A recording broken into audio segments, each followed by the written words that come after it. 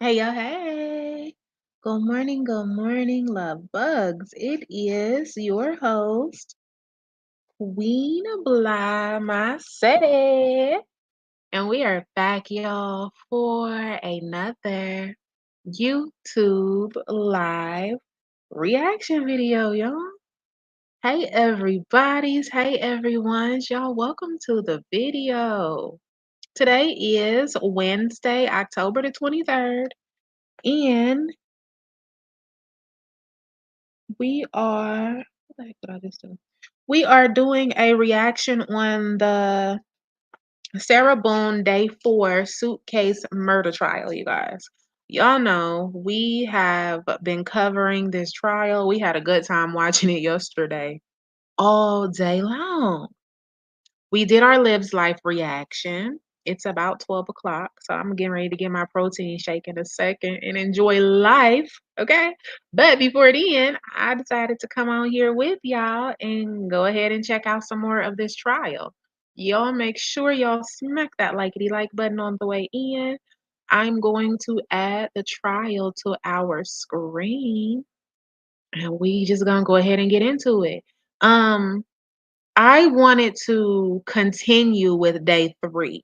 Remember, once they took that last break yesterday, I got up out of here. I'm like, nope, I can't do it anymore. So I want to continue with day 3 on the rest of Sarah Boone's testimony. She's on the stand.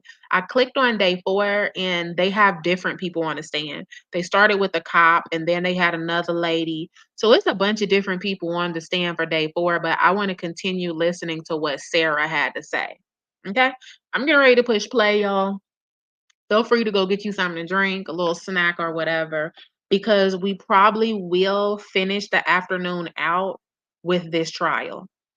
Actually all set for today. She's already taken them off. You are? Okay. All right. Excellent. Very good.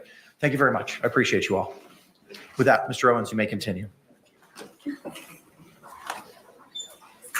Judge, Yes, sir. I think one of the jurors raised their hand. Oh, I'm sorry. Yes, juror 5th from the right. Are we going to get a break before the 5:45 mark? Now remember, this is Recess. Before we'll see you back, just the we'll see in. Remember, this is where we ended yesterday. I was talking crazy about them doing another break. So we finished here. We didn't do any more. I'm going to go through the rest of this break and I'm going to click play. We'll be in recess. Let's get through the break. I was like, oh my gosh, y'all want to see them put the shackles on her again? It gave me a little bit of a chills yesterday watching them shackle her. Child, poor thing. Y'all don't be out here committing no crimes, okay? Because, child, we don't want y'all locked away in shackles either. Okay? Let me find the rest of this trial, y'all. It took me a minute to even find where the heck we was. James Owens for the two. County Henderson for Sarah Boone. All right. Ms. Boone, let's go ahead and bring you back up to the witness stand, please. Judge, we're going to try to go with 6 today. Yes, sir. That's the plan.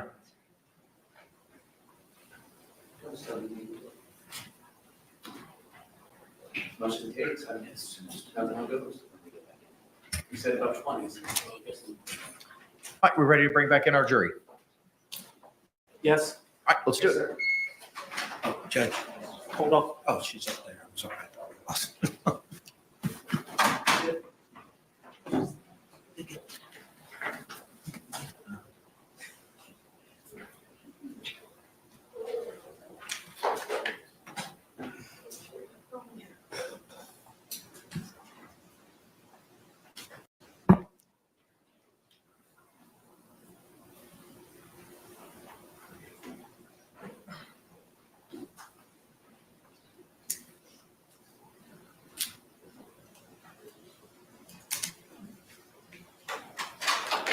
Jury entering.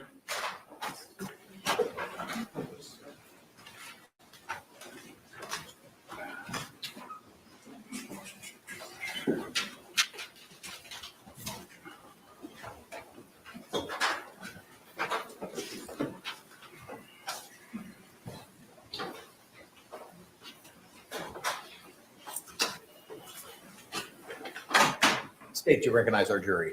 Yes, Your Honor. Defense, do you recognize our jury? All right, y'all Be seated. Thank you. Again, members of the jury, if you could. Oh, wait.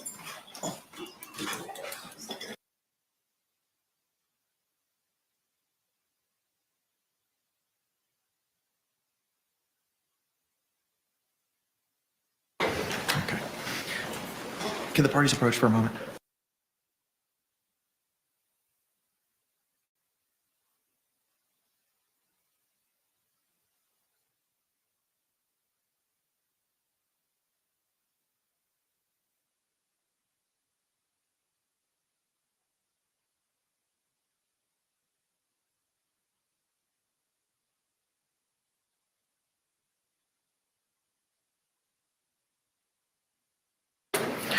All right, members of the jury, again, if you could just raise your hands to confirm that you complied with the court's instructions during the last break. Record reflect all hands have been raised. All right, with that, Mr. Owens, you may continue your inquiry, sir. Just based on the court statements, identification A, I'd like to, this is one of the photographs that we introduced. Is this injury to your ear? Yes.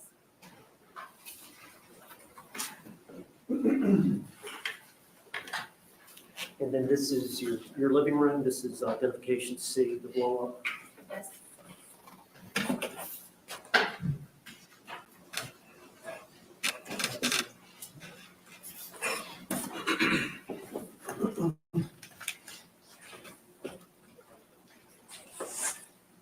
Identification D.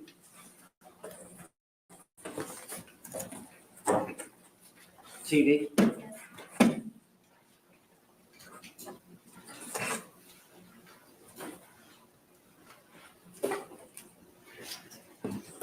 Identification E. Is that your arm? Yes.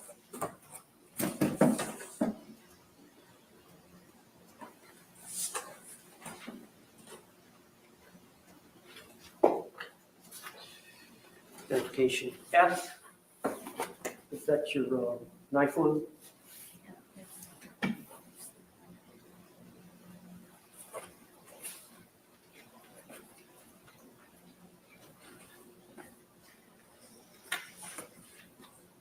Identification G. Is this the curtain rod? Yes.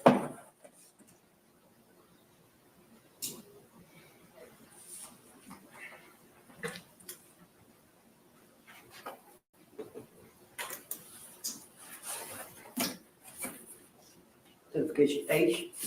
This is the eye.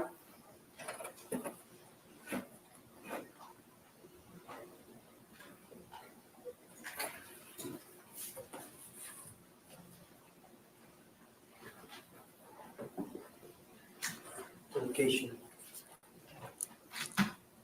I. This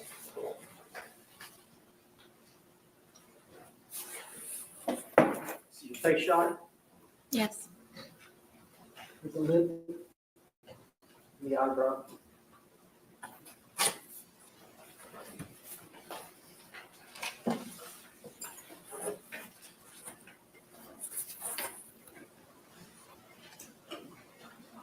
Identification B. And this is the back patio of the dog. Yes.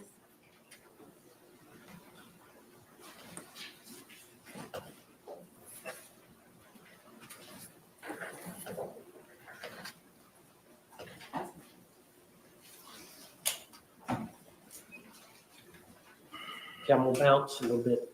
It's been.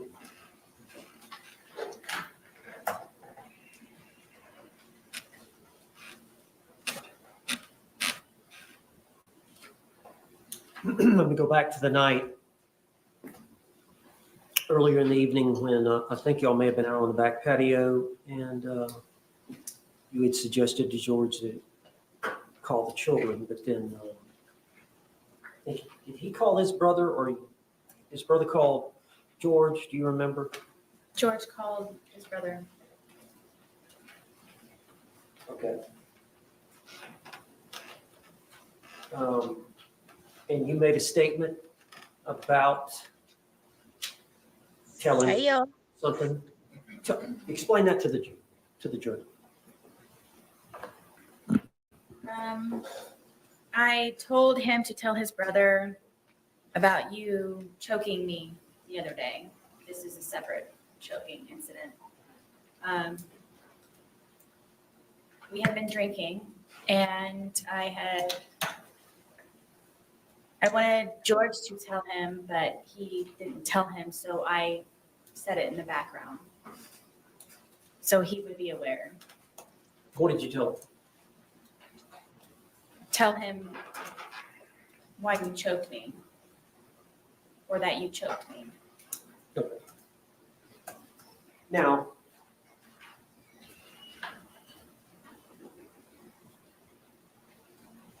you heard the testimony of the two neighbors, the boys that live next to you, Yes, and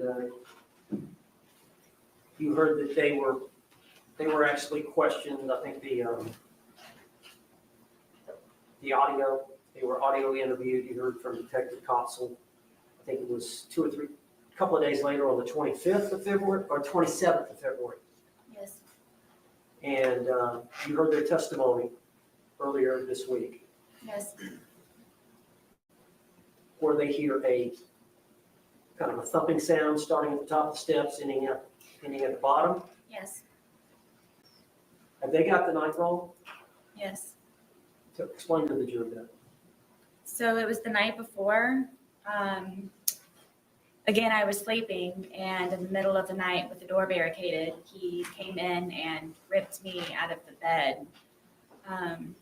And first got me with one hand, and then got both hands and pulled me completely off of the bed. And then, like a caveman, had my hair like this and was going down the stairwell, taking me with him to come downstairs so I could sit and drink with him.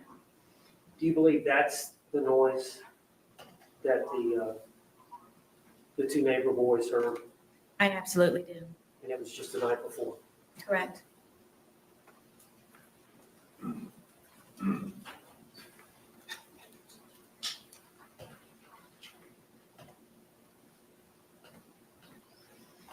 Now, some of the time when this abuse occurred, you called the police, Yes, and other times the police were not called. correct. I want to refer to you the first time, I believe, you mentioned the 911 call. I believe that was July 25th of 2018.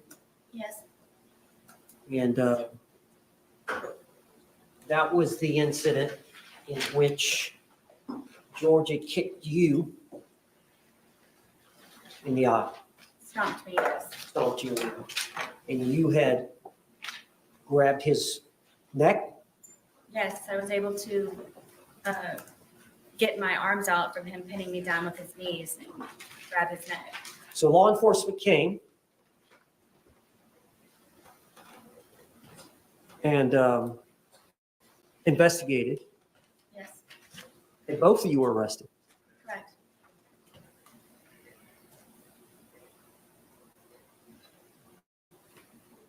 Do you recall asking the officer when you were arrested, why am I being arrested? Many times, yes. Do you recall asking the officer, why am I being arrested? Yes, Y'all hit the like button. Do you recall making any other statements to law enforcement as to why you did what you did to George? that was the first time ever that I actually officially fought back. Did you tell the officer that you were fighting back? Yes, because I was complete shock that I was getting arrested because of it. Everybody say she didn't say nothing about abuse in the 911 tape.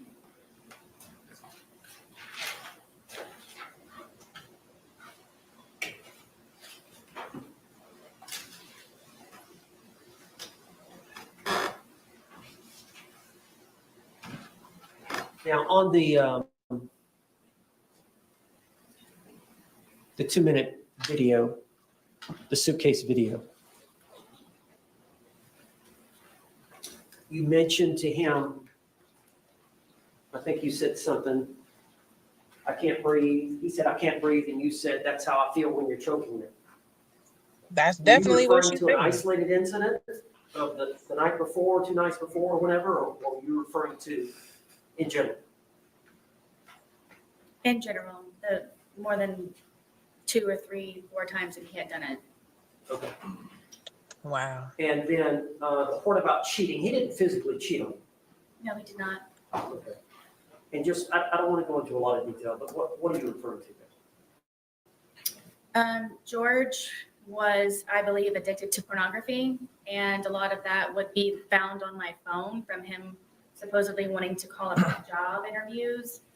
And as a solution, I sat him down and I explained to him, to me, that's you visualizing yourself with someone else, or at least having a pleasurable moment with someone else or watching other people. And to me, I told him that I considered that cheating on me. Okay. And so he would download that on your phone? Yes.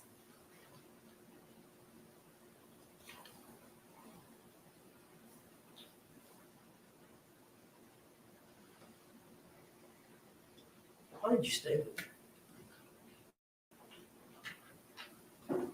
As, You got to tell the jury.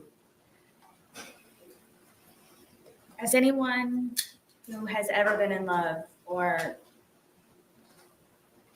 when you love someone, or primarily someone or something, you go above and beyond, and you tolerate and you endure and you persevere, and you try to make that person as spectacular as you possibly can, no matter the sacrifice that you may have to go through, to serve someone else in a positive light so they can be better people for themselves, and to just make them a happier person. And love is very strong, and love is very deep. And love, I believe, is not fully understood in a lot of ways for how different people react to it. And I very much, deeply, and passionately love George. I love him to this day. Did you not want to be alone? At the beginning, through my divorce, it was very nice to have him around, and he was a man to me, and I felt protected, and he's very nice, and as lame as it sounds, he used to compliment me, and it made my day. So yes. During that period of time when you first started seeing George, would it be fair to say that you had low self-esteem? Yes. All right. All right, love bags. I am back. We'll go outside real quick. Little breakity break. Okay, we are back. I was talking to y'all a little bit when I was out there. But when I go on my mobile device, you can't push pause on this video. So I just talk to y'all during the breaks a little bit, but I'm back now. Got my protein shake. It's going to be good.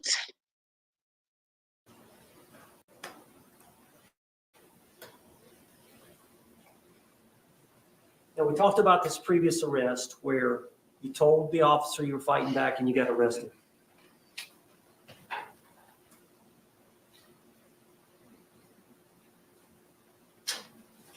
Now, I want to talk about your conversations with law enforcement. But first, I want to ask you, why did you go to the police station that day when you were interrogated there and saw the 2-hour video? Tell the jury. The day of the incident, the detective Copsell gave me her business card with her personal cell phone number on it, and said if I happened to remember anything or anything that I would like to add to the day, for me to not hesitate to give her a call.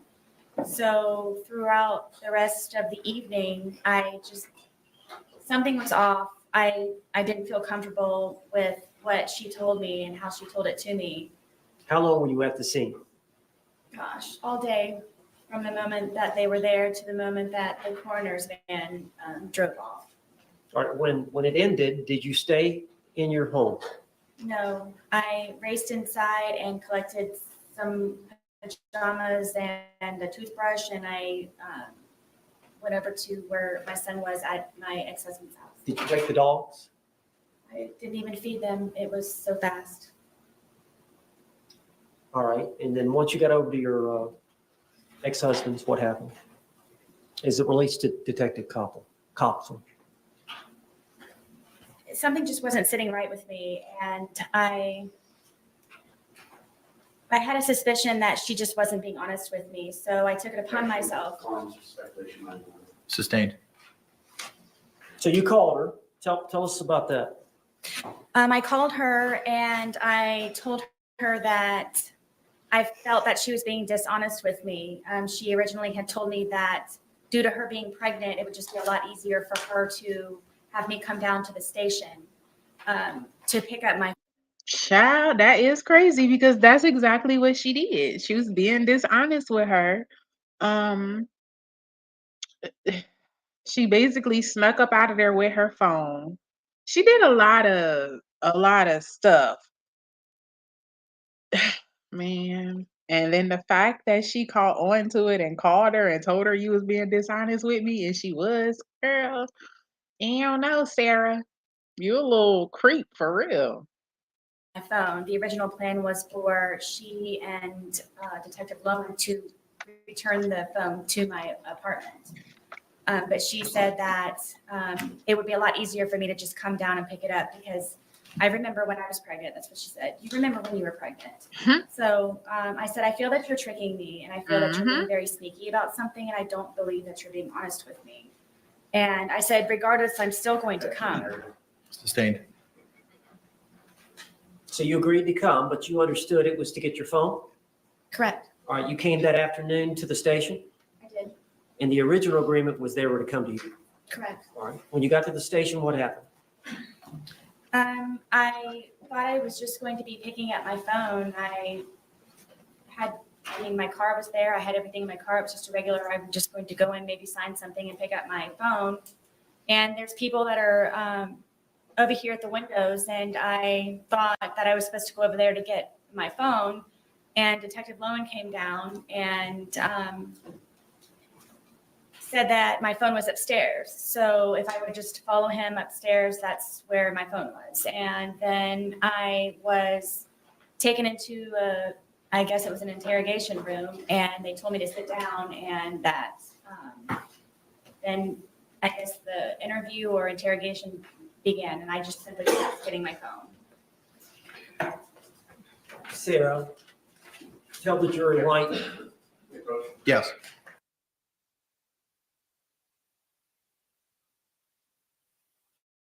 And they muted it.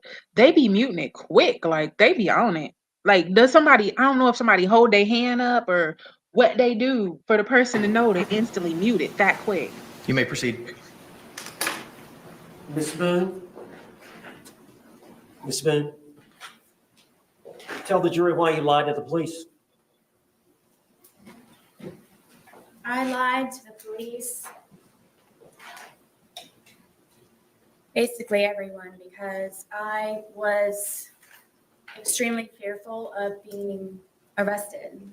I made the first attempt of me calling 911 by telling them what happened, and I thought they were going to help me, but instead I was arrested for calling 911. So you made the decision to lie. I did. Did you stay with that lie? I did. Are you telling the truth today? I am. Now, let me take you back to the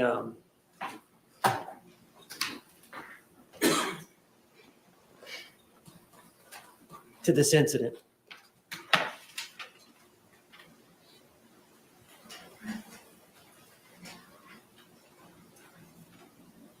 Is it fair to say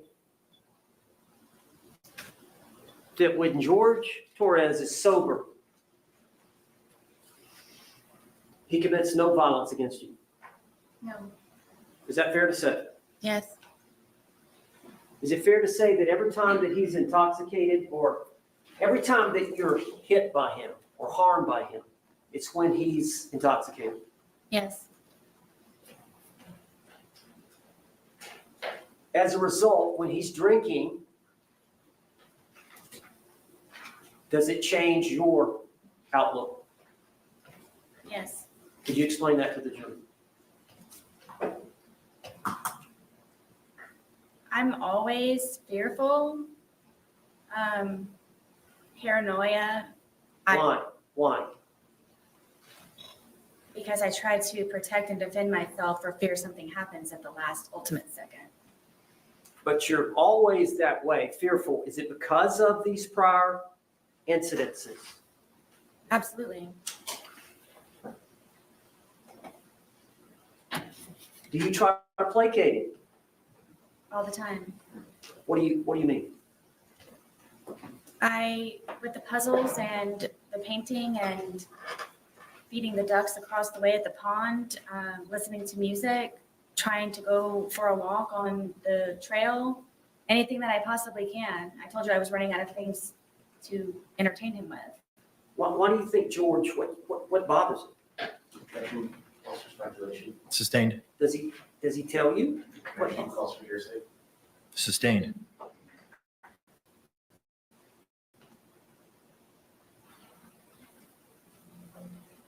As a result of how he behaves towards you in that intoxicated state, how were you feeling the night of this event? Objection has been answered. Overruled.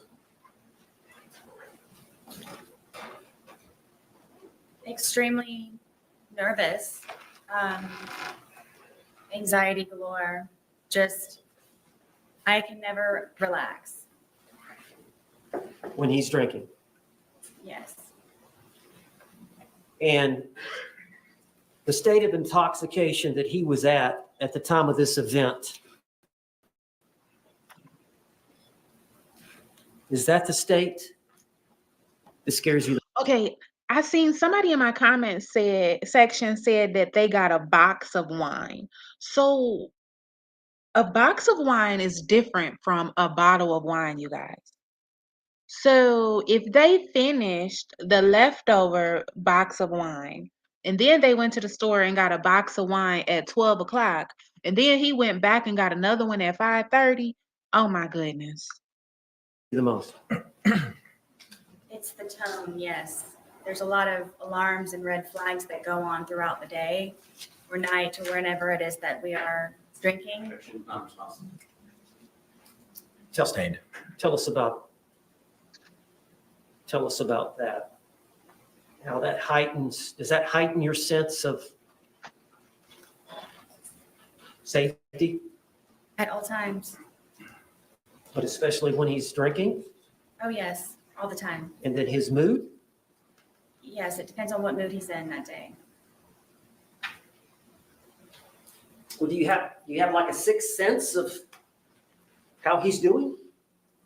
Yes, I knew George very well. Objection, non-responsive. Yes or no? Sustained. Can you tell us what you mean by that? Sixth sense, or knew him very well? I guess you could say that I was trained by fear with him. Just, it wasn't fun anymore when we would drink and we would hang out on the back porch. It wasn't fun anymore because I knew inevitably that something was going to happen to me one way or another.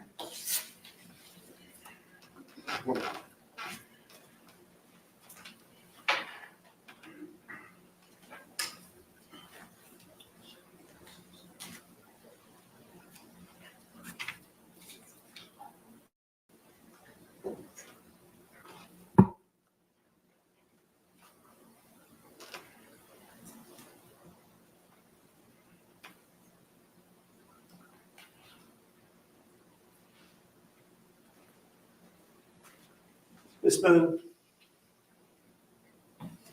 you know, those bruises that we saw of him, they look pretty deep.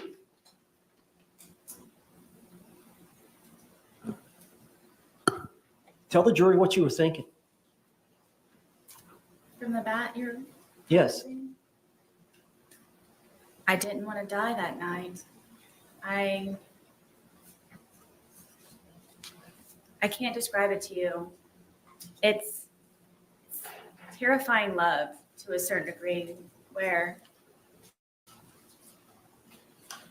my plan was to show him the I next. just can't believe it went from her sitting there slurring, because she was slurring when she was talking shit to him when he was in the suitcase. He was like, I can't breathe. She was like, that's how I feel when you cheated on me, when you cheat on me. And he was like, Sarah, I can't effing breathe. She was like, and she was slurring while she was saying it. That's how I feel when you choked me. And I was like, what the fuck? She's drunk. You can hear it in her voice. But she ended up beating him with a baseball bat while he was in the suitcase. He got his hand out of the suitcase and was trying to unzip it. And she like was doing something to his hand. His bruises all on his hand, on his wrist and stuff. And then she was like, he finally put his hand back in. So I don't know if she was beating his hand with the bat also. But how the hell did it go from you just sitting there recording it, talking about this how I feel when you cheated on me, to you up beating him with a bat and he's still locked in the suitcase? Child, there's no way you can even pull the battered woman thing. You can't pull the self-defense thing, nothing. He was locked in a suitcase, you guys. She literally could have just walked out the house, left the door open, went to the neighbor, called the police, or went to the neighbor and said, my husband, he beats me. He's locked in a suitcase. I don't want to let him out because he's going to beat me. Can you go let him out? And go your ass to the police. Like, what? You beat him while he was locked in the suitcase. Make that make sense, girl. You going down for the long, long way. Day, and just Hey, y'all. I wanted him to be better and treat me nicer and be the person that he was when I originally met him. And I knew that was in him still. I knew that it could be found, and I just couldn't figure out what it was that I was doing wrong in order for it to not be back to where that was. And I was tired of living in fear and just sick all the time of figuring out how I can entertain him so I don't die, and continue a relationship with my son and try to live a normal life. That wasn't a normal life for me. And just, I bottom line is I didn't want to die. I would have died, or I would have been disfigured or maimed, or if it weren't me with the bat, it would have been him if he were to have gotten out.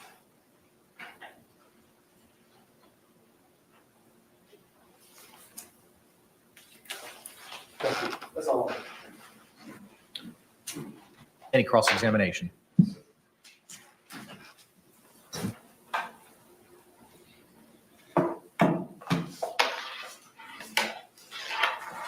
Did George know somebody named Crystal? Did you ever mention Crystal in your text messages about being one of his bitches? I don't know. I don't remember. How about Christine? Did George know a Christine?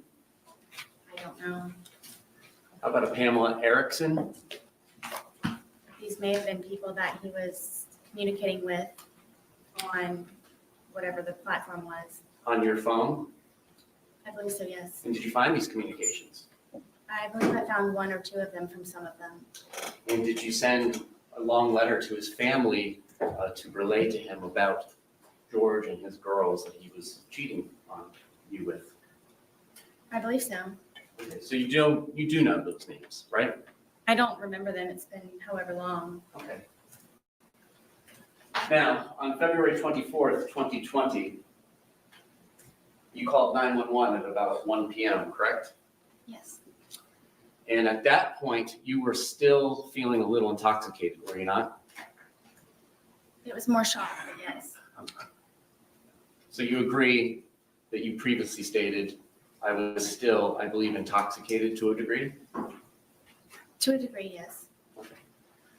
So 1 p.m., it's about 14 hours after 11 p.m. the night before, correct? I'm guessing so. Well, 12 hours prior would be 1 a.m., and then 12 a.m. is 13 hours, 11 p.m. is 14 hours, correct? Okay. And you were present here for the medical examiner, Dr. Zadovich, to testify, correct? Yes. And you heard her talk about all the effects of ethanol that it has on the human body, correct? Yes. And she also mentioned something that it, on average, dissipates at about 0.015 an hour. Do you recall that? I believe so. So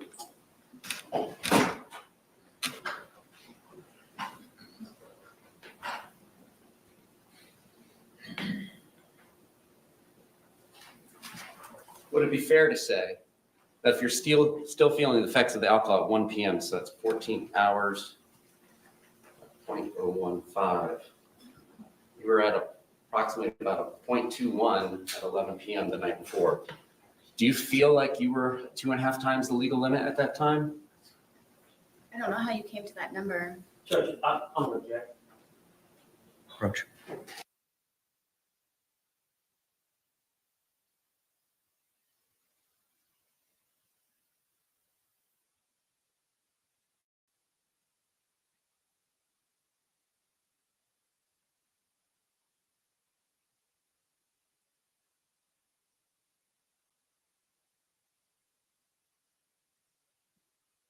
Click on the mute again.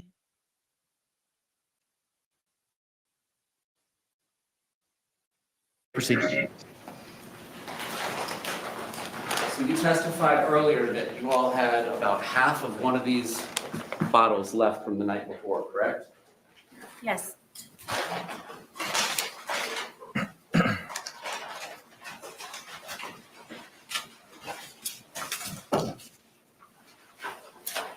What the hell?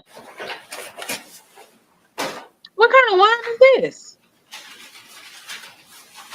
Unwrap this bottle so we can see it for real.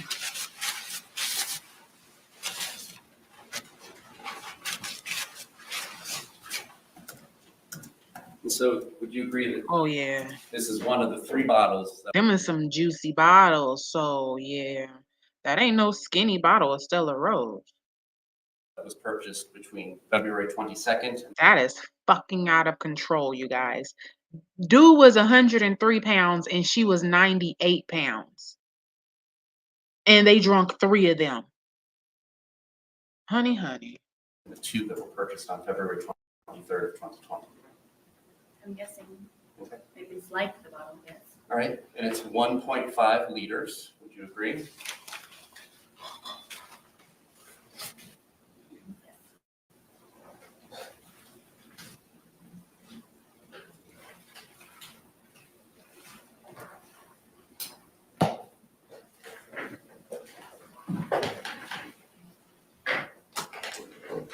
And when you say half, are we talking about the top of the label was left from the day before? Oh, goodness, no. All right, a little less, halfway through the label? Right about. Okay, about halfway through the label. So in addition to halfway through the label, which you began consuming after going to public at about 12:15, correct? Yeah. So you all would have began consuming around 12:30, is it fair to say, when you got back? I can't tell exactly. Okay. And after finishing what you all had left over from Saturday, the 2 of you consumed 2 1.5 liter bottles, correct? I'm not sure about the second bottle that he purchased, if it was empty or not at the time. Well, you did mention that the police would find 2 empty bottles in the top of your trash, correct? Yes. And we did all see that in the photographs, correct? See that they Two. might be in the garbage, yes. All right, and you say you were about 100 pounds at the time? And we all know Mr. Torres was 103 pounds at the time of his death, correct? That's what he said. All right, so that's 3 liters of wine between 200 pounds split between 2 people over the course of a day, correct? Yes. And you testified today that you were intoxicated at the time that this occurred, the videos between 11 and 11:30 at night, correct? Yes, at some level, yes. Now, what does that mean to you? Previously, have you indicated that that means the room is spinning? Do you ever recall saying that? I do. So what was your level of intoxication at this point in time when the first video was filmed at 11:12 p.m.? Do you mean from lack of sleep or alcohol? From the alcohol. What was my level? What were you feeling? Did you have trouble with your balance? I was more tired than anything. Did you have trouble with This your balance? I don't believe so. So you were able, She continuously, that's all she say. She swear up and down that he was very, very, very intoxicated and this and that she just be tired all the time. I just wanted to go to sleep. I was just tired. I just didn't want to drink no more. He's just such a bad person and he was so drunk and beating on her and everything else and she was just tired all the time and always just wanted to go to sleep. Girl, please. to flip a suitcase over with a 100-pound man in it, right? Exactly. I mean, yes, it happened, Okay. How about your speech? Do you feel like your speech was slurred? clearly. Her at 98 pounds flipped the suitcase over with him in it and he weighed 103 pounds.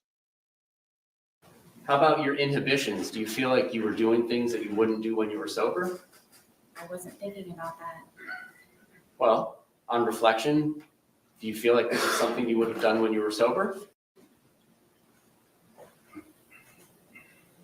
I didn't know me and George. I'm just asking you, looking back on this, when he's in the suitcase and you're telling him how you feel, and then you wait 11 minutes and you film another 22 seconds, and then you go upstairs, upon reflection, is that something you would have done and left him in there had you not been drinking? I don't know. I can't say. Okay. If I was scared, then it would. So did she film the videos after she beat him with the bat? Oh no, it had to been before. So she filmed the videos, sir, and then she beat him with the bat, and then she went upstairs and went to sleep. Okay. Because I think it had to been because he didn't say, "What the F, Sarah, you beat me with the bat." No, he just kept saying, "I can't breathe." I don't know, y'all. Would be something. Okay. All right. Now, today you testified about the time frame between the two videos, correct? Yes. So you came down from the shower where you were hiding, correct? Yes. And as you're coming down the stairs, before you even get to the bottom of the stairs, you can kind of see over your shoulder or towards your right that he's trying to hide in the suitcase, correct? Yes. And the lid is down, but it's not closed, and you can tell he's hiding in there. It's not a great hiding spot just yet, right? Correct. And so you come over to him, and you're laughing, right? Yes. And you move the suitcase around some before zipping it shut, right? No. No? You immediately zip it shut? Yes. Okay. And you're both still laughing about it, correct? Correct. All right. And then it's during this course of time, how quickly is it after you zip it shut that you begin filming the first video? I don't know without watching it. I don't know. Okay. I mean, the video is not going to catch you zipping him up because you're like 10 feet away, right? How quickly after you zip him up is it before the video starts is my question. I don't know. Okay. And then during that 9 minutes and 14 seconds is when he begins to get angry, correct? What 9 minutes? Between the two videos, there's 9 minutes and 14 seconds between the end of 1061 and the beginning of 1062 and 1063. So you got the 2 minute, 3 second video that starts at 11:12:45, correct? I guess. Permission to use state 17? You may.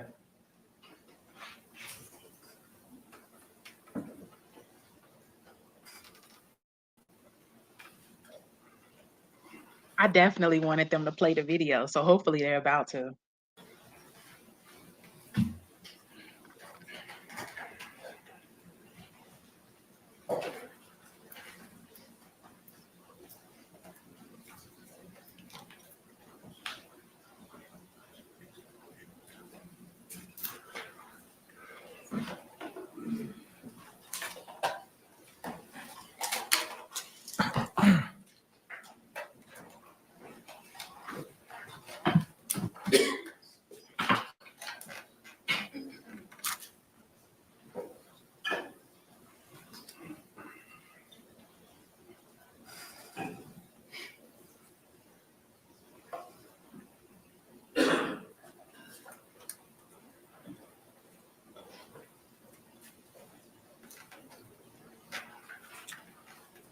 All right, so we're looking at entry 31107.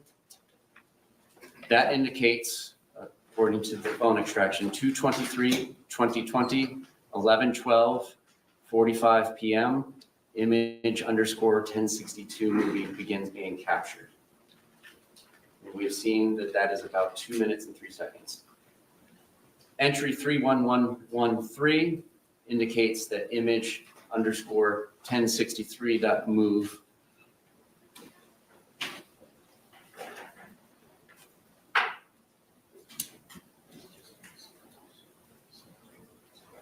What the heck happened? I thought he was gonna show the video. He's showing like the actual black and white little paperwork.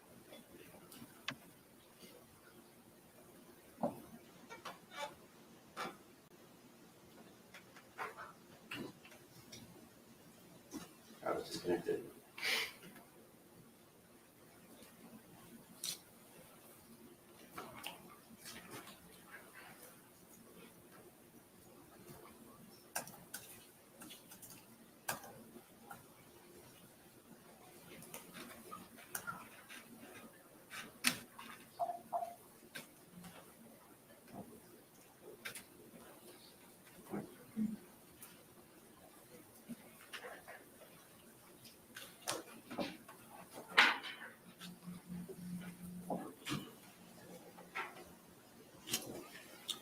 Okay. 31113, a second movie is captured at 11:23:03 p.m. Your testimony was that after that first video was captured by your phone and you, Mr. Torres began getting angry and trying to push his way out, correct? Say it one more time, please. Between these two movies, of which there's about 9 minutes and 14 seconds, Mr. Torres begins to get angry and try and push his way out and get out of the suitcase, correct? He had been angry on and off throughout the entire day. Okay. You didn't tell us that earlier. You said it was a wonderful, fun day all day, correct? That's because I lived. Okay. But you did not tell us earlier today that he had been angry throughout the day. When would I say that? You described your entire day of doing puzzles, arts and crafts, and outside by the dartboard, and you said it was a wonderful day and everything was fun until he was in the suitcase. Did you not testify to that earlier today? I did.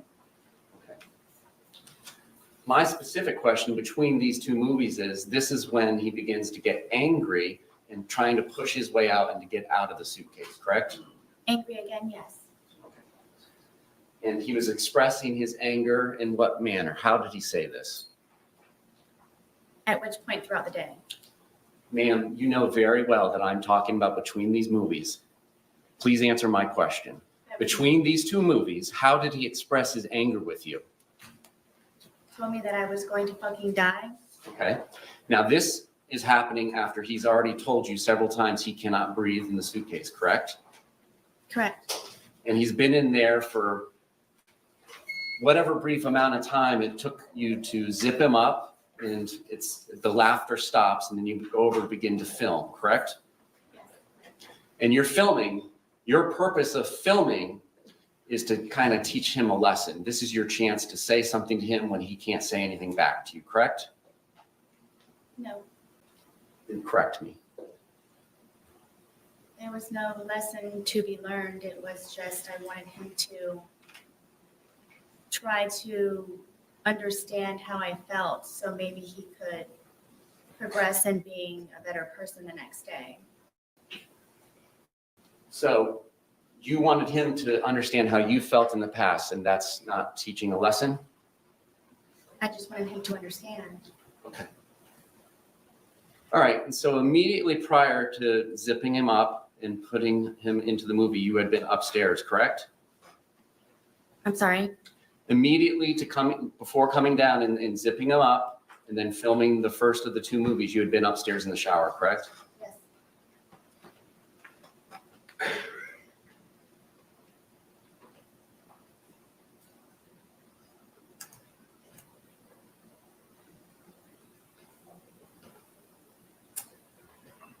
I'm going to publish what has been labeled as image underscore 1061, which according to the timeline was captured at 11:03 p.m., 31 seconds with her device.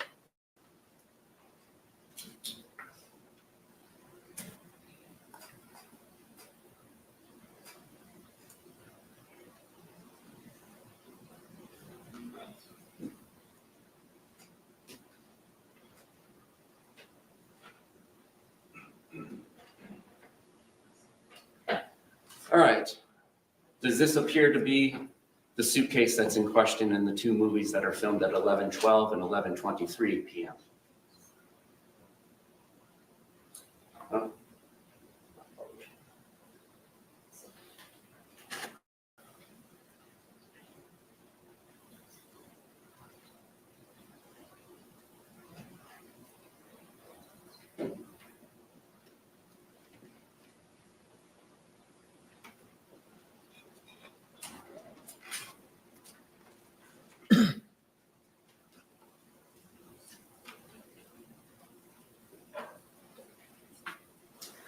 This is image 1061 taken at 11:03 p.m. 31 seconds. Does this appear to be the blue suitcase that's in the two videos that were captured at 11:12 and 11:23 p.m.? Correct. Did you take this image at 11:03 p.m.? I don't remember if I did or not. And again, we had, and by we, I mean you and Mr. Torres, two 1.5 liters bottles of wine and plus whatever was left over from the day before, correct? Correct. So you don't remember taking this photograph? I don't. Do you remember whether or not Mr. Torres was in here? I don't remember taking the photo. Okay. So what is your memory of what happens between 11:03 p.m. and 31 seconds when that image is captured and then when the movie starts at 11:12:45? What do you remember? I don't. Do you remember anything from that night? I do. You told the police on February 25th, 2020, when they first showed you the video, that you didn't remember taking that. You remember that? I do. And your testimony is you do remember taking that video, I do. but you don't remember taking that photograph 9 minutes prior. Correct. Is there something, did you have more to drink in those 9 minutes? I did not.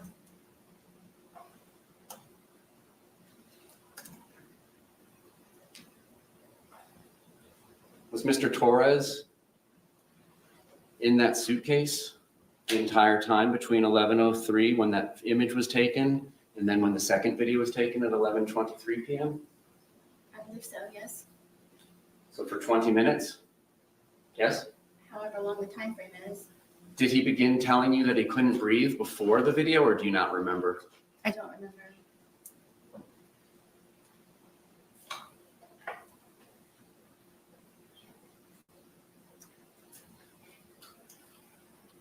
Now, you testified moments ago that your two neighbors must have misremembered which night the loud noise was, correct? Yes. And now you're telling us that you don't remember taking the photograph at 11:03 p.m., correct? Correct. Did the police come out to your townhouse on Sunday, February 23rd, 2020? Yes. I'm talking about Sunday. This is the Sunday fun day when we're going to Publix twice. Were the police out of your residence? No. It was the day after, Monday the 24th, correct? Yes. And that Monday morning, you called 911, well, Monday afternoon at about 1 p.m., correct? Yes. And between that time frame, you were the only person in your apartment plus Mr. Torres in the suitcase, correct? Yes. So if anything had been disturbed in your apartment, you had all the time that you wanted to undisturb them before calling 911, correct? If I wanted to. Okay. And you still, your testimony is there was no loud boom that shook the walls of your townhouse at about 11 p.m. the night of February 23rd, 2020, correct? Correct. To the best of your memory, correct? Correct.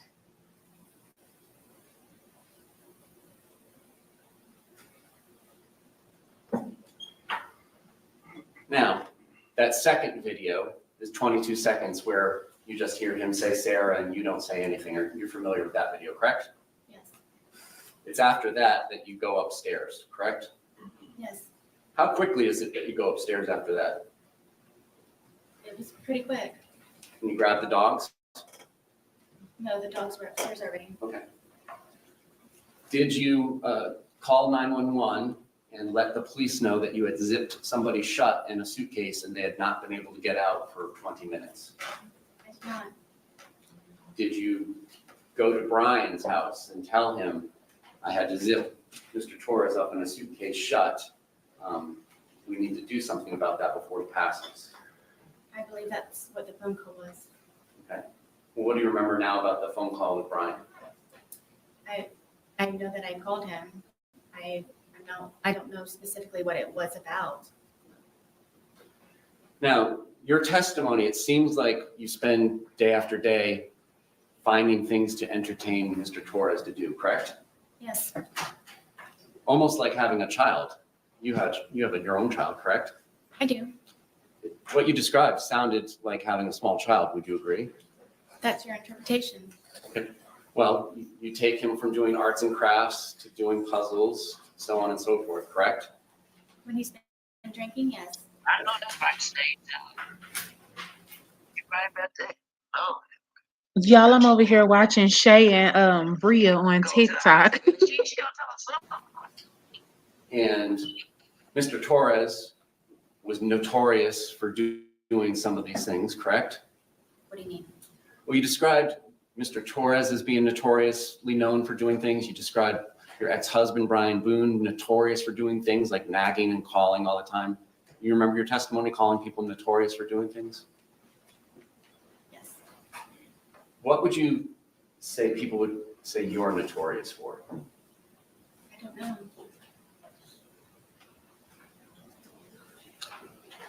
And you would not answer Brian Boone, your ex-husband's phone calls just so that you could let him know that you're busy and you have things going on, correct? I knew that at whatever time it was that he was calling me, that he could wait for the few moments of me getting up to where Lucas gets out of school at 3:00. Okay. But you wouldn't return his call. You would let him call several times, correct? That day, yes. Okay. How about other days? Would he have to call to remind you to get Lucas on other days? He wasn't reminding me. He was just making sure that Lucas was covered for a pickup or drop off. All right. You didn't mention to the sheriff's office on either February 24th or February 25th about going to Publix with Mr. Torres at noon or 12:17, did you? I don't recall. So the best evidence of that would be the recording of those interviews? Correct.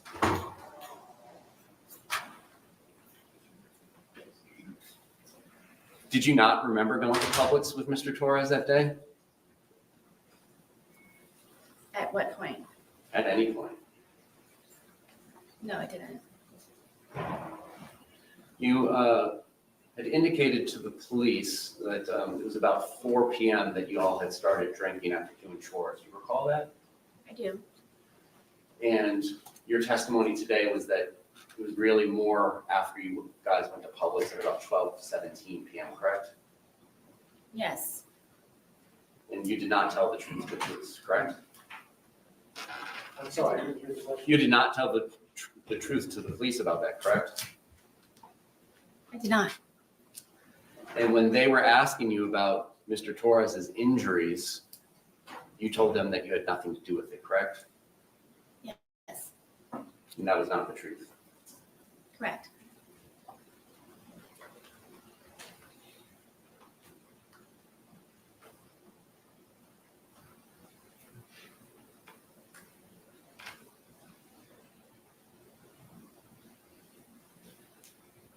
What did y'all have for breakfast on the 23rd? I don't remember. Did y'all have lunch? I believe we had leftovers from, I think, something that we had in the fridge. And do you recall what those were? this point, no. And then I believe you mentioned having a sandwich of some sort for dinner. No, I believe it was for, I'm guessing he and I ate at the same time.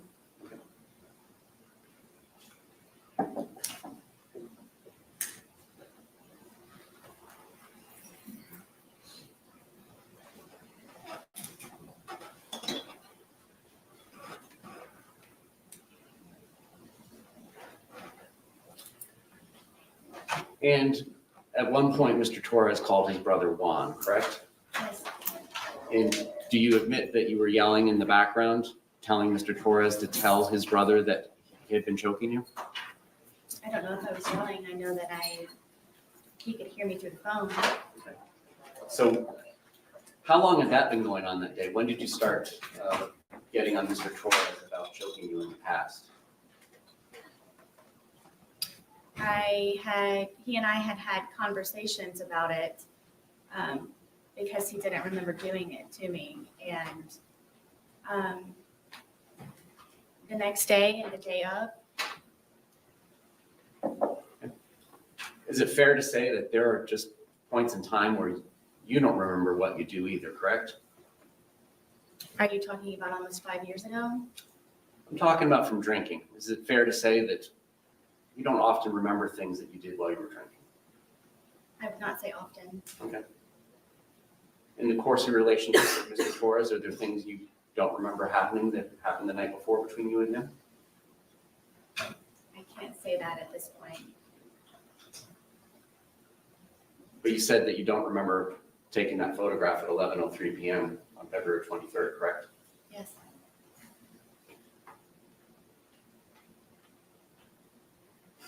Was there anything else that you were telling Mr. Torres that he needed to tell his brother? Not that I can recall. Was there anything you were telling him that he needed to tell his daughters?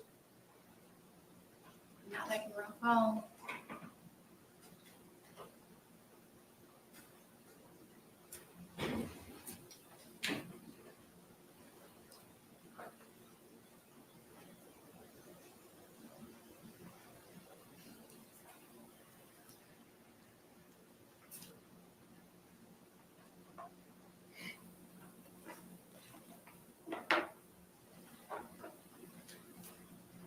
Now, you indicated that Mr. Torres would use your phone to look at pornography. Correct. Were there ever any points in times when it was you that was used looking at pornography? If I was, it was to go back and look to see.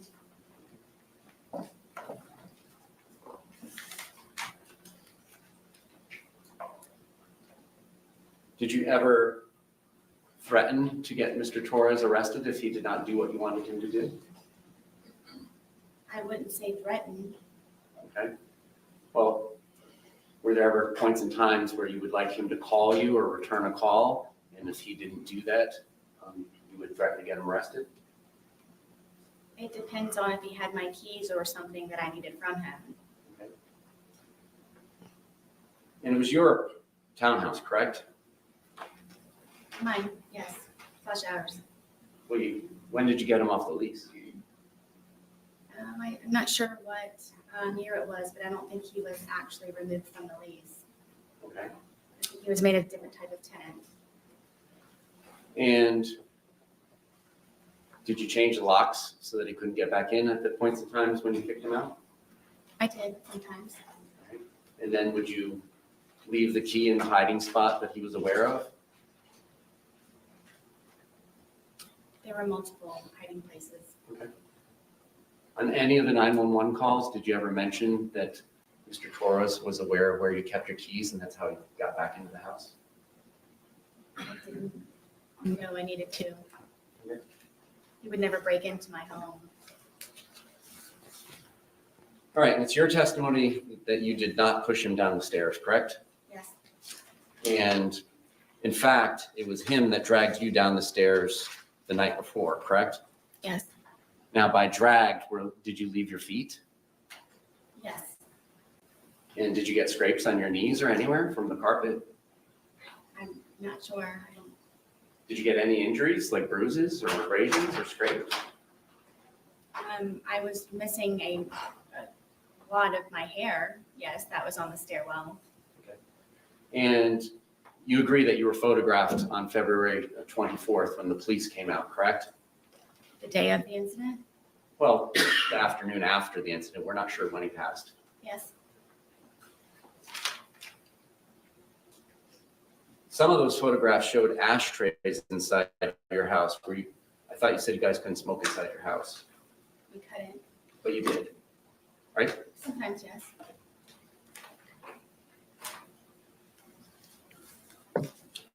And you agree you would go to the hospital? All right, y'all, I'm back. Child, I started following Mental Health World on TikTok like a week ago. And 3 days ago, Shay and Bria went viral for that my Ariana Grande shirt. And then she hit Bria and Bria head just went crazy. I know y'all been seeing it everywhere. Well, they was just live on TikTok and I had to watch y'all. Shay said that she don't like Tupac no more. She can't take it no more. She just can't take it. So she only do Ariana Grande now. I recorded it. I'm gonna get it up for y'all. She said, I can't take it no more. I just can't take it no more. I don't know what about Tupac she can't take no more. She can't take it no more, y'all.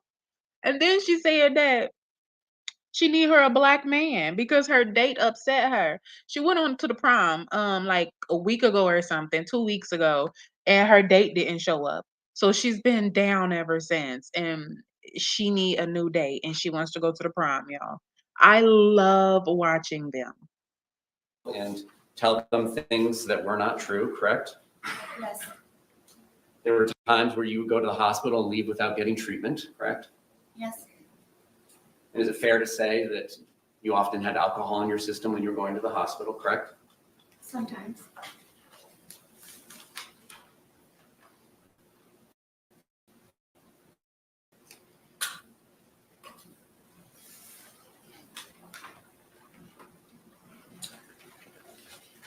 All right, so just to summarize the day to make sure we understand it. You all wake up sometime in the morning, but it's an unknown time, correct? On February 23rd. Or early afternoon. I had a problem with the detectives and been having me guesstimate times. Okay. Are you the kind of person, like most of us, that uses your phone when you wake up? No. So the first activity on your phone may have nothing to do with when you woke up. Is that fair for you? Yes, other than looking at the time possibly. Okay.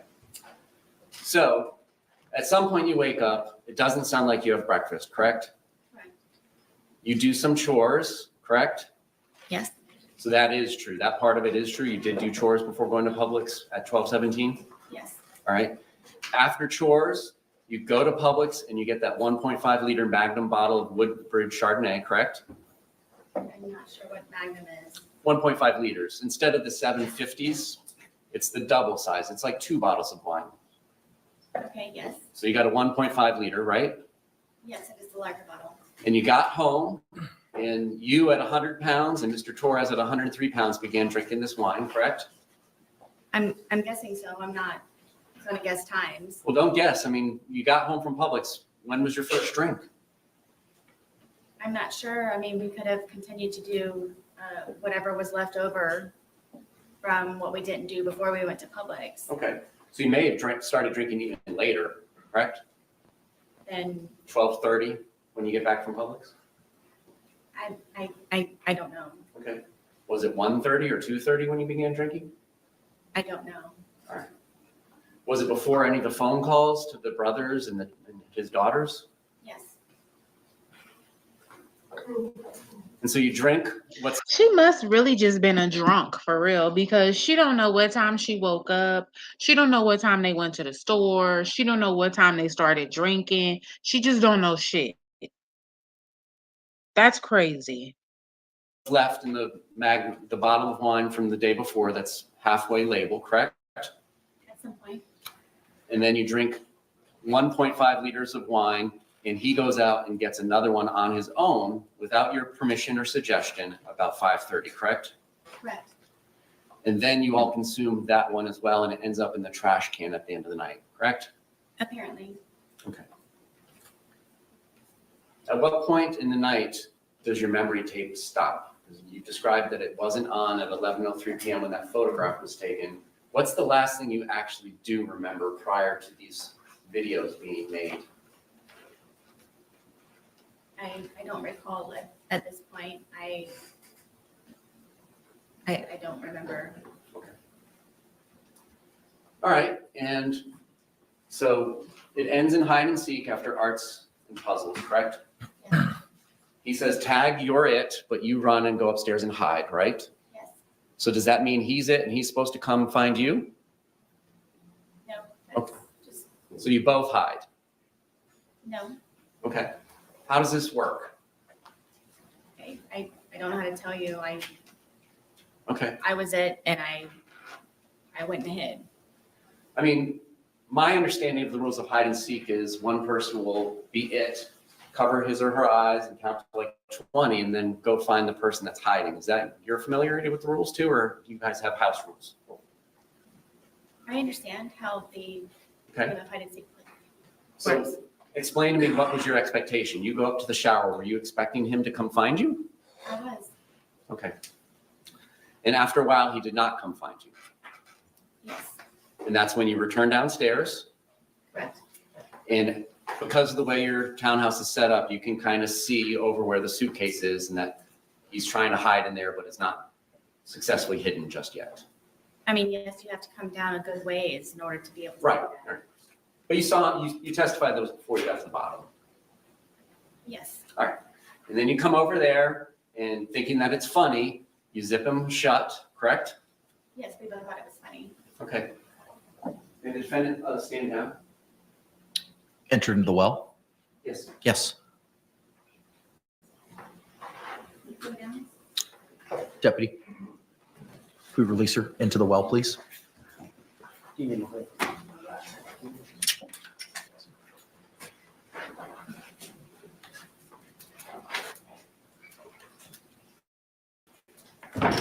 Release her for what? Where does she think she going?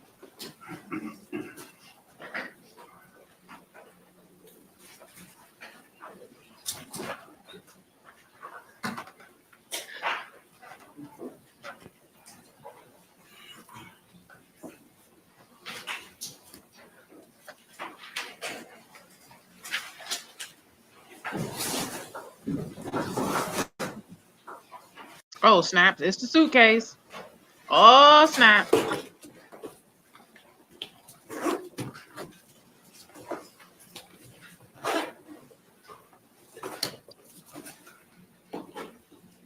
It is the freaking suitcase. Honey, honey. Shit getting real now. Shit just got really real.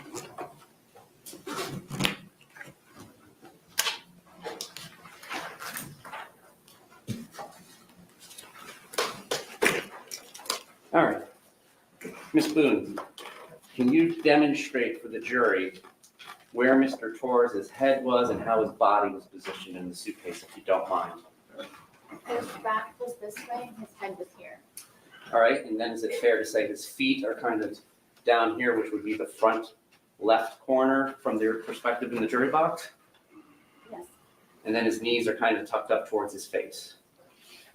If I remember correctly, yes, that's the position. Okay. All right. Can you help me understand how it was that you zipped it shut? Can you show us where you say you left an opening that his hand got out of? Would it be easier to put it on here? I didn't want to make you go down there. If you're happy doing that, I'll let you. Hold up. Does she need to be wearing gloves? Yes. Agreed. If she's going to be manipulating it. Oh, that was a good call. That was a good, smart call. Does she need to be wearing gloves? I'm glad they caught her before she touched that suitcase. Child. That was a quick freaking save. You guys.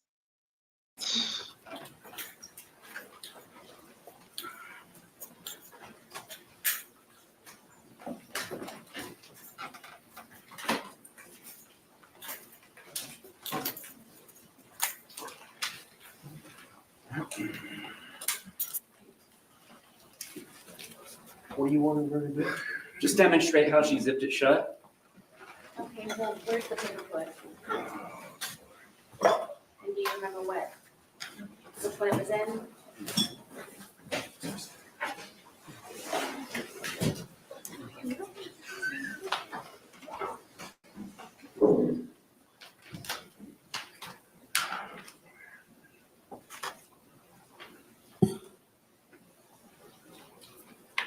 This side.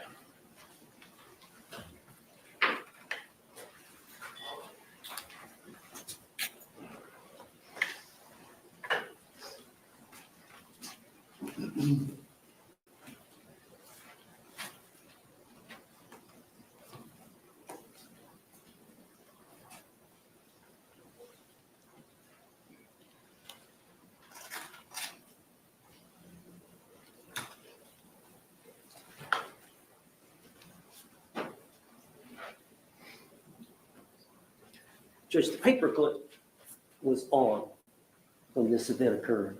When we pulled the suitcase out earlier, the paperclip was not attached. So now the prosecutor has attached the paperclip. We don't know if that's the way it was attached. It's not even a paper clip. We don't Okay. know if that's the proper way that it was attached, but he's asking her now to pull. Is there an objection?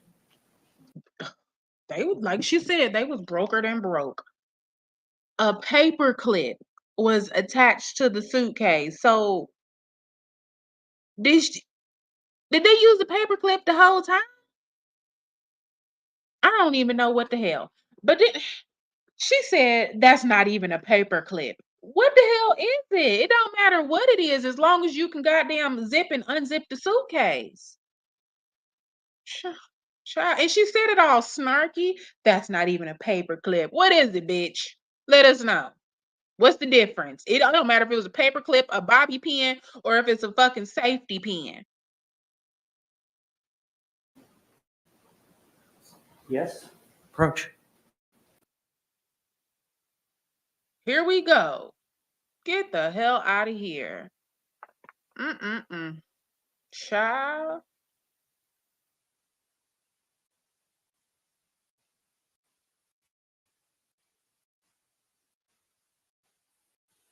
She really thinks she a smart ass now. It's not even a paper clip. What the hell? Oh, they stay muted for a long time. All right, Wherever you feel most comfortable, sir. Madam Clerk, are you ready?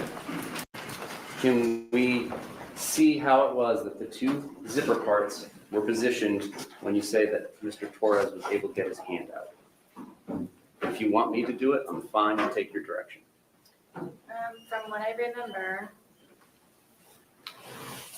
this is how the suitcase was.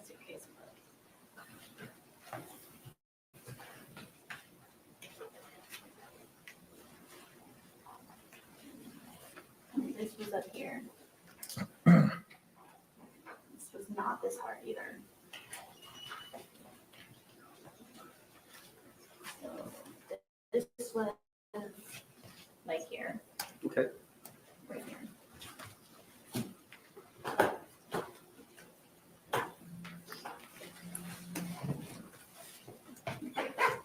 About right there, ma'am? Sure. I assume this one was much closer? It's not over there? Where did you? You asked me where I zipped it. When you say that it was zipped shut, show us. Are you talking about how I zipped it or? When you're done zipping With it the shut and he's inside of it, where are the zipper components?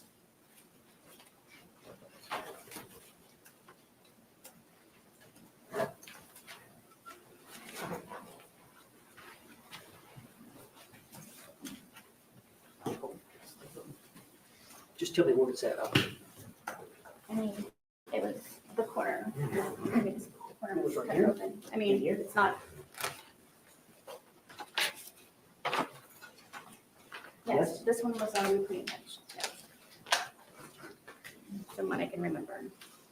That's how he was coming with his hand out. It was like this from the corner part. Okay.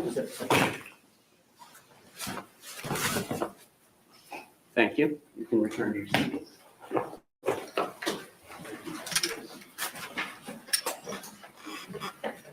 It's so creepy seeing the suitcase that he actually passed away in. That's crazy.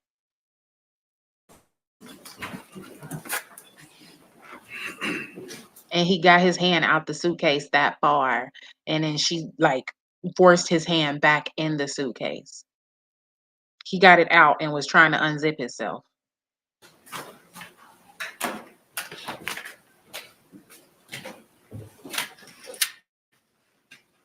Did you ever change the position of those zippers once you put it in that position? I did not.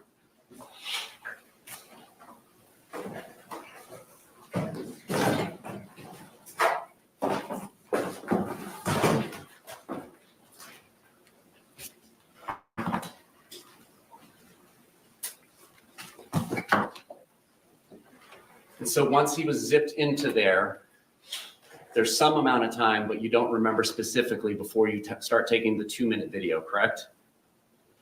Yes. And then that's when you say what you say, and that's when he says what he says. We've all heard it, correct?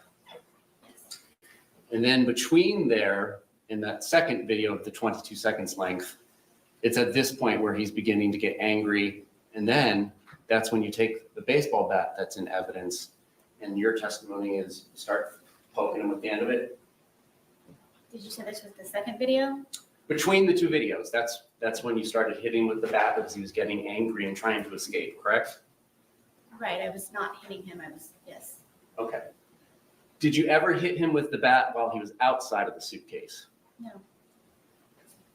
So each time that he is hit with the bat, it's through this suitcase.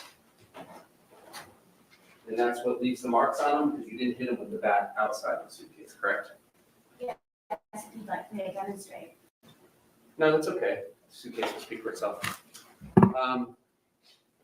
And then you take the second video and you go upstairs and go to bed, correct? I apparently went upstairs and I used the phone to make a phone call. Okay. And then I fell asleep. All right.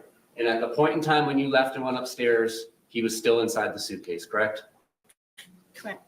Was he still asking for you and calling your name? Not that I can recall. Did you say shh to him again? I don't remember.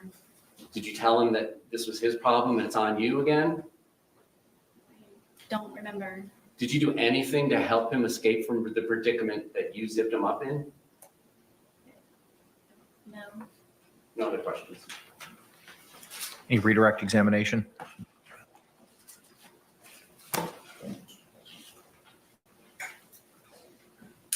Ms. Boone, he just asked you the question that you poked him and you didn't poke it.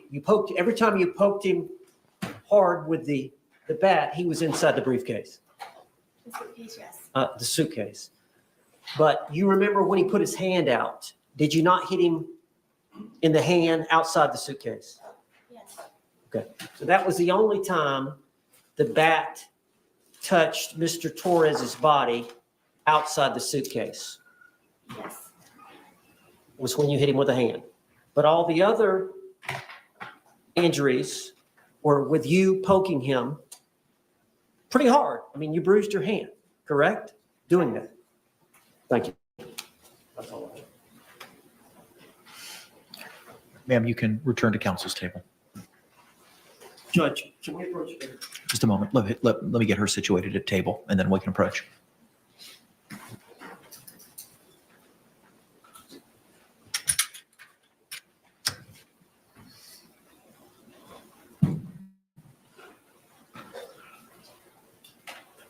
All right, come on up, y'all.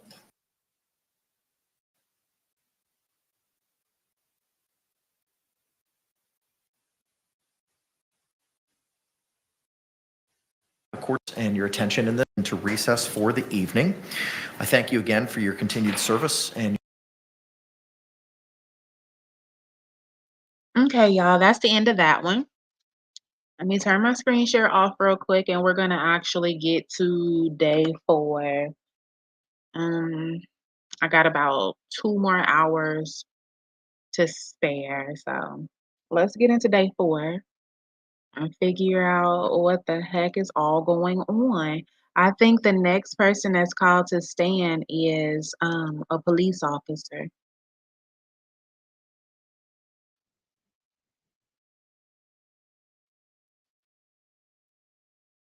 Let me get it all together for y'all.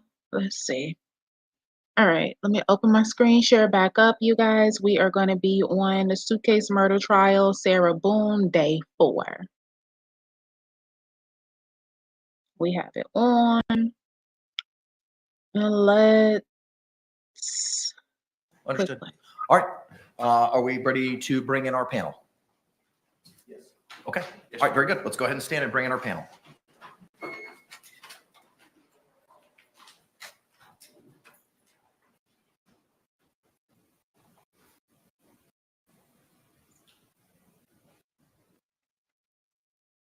They're bringing in everybody, the jury and everybody.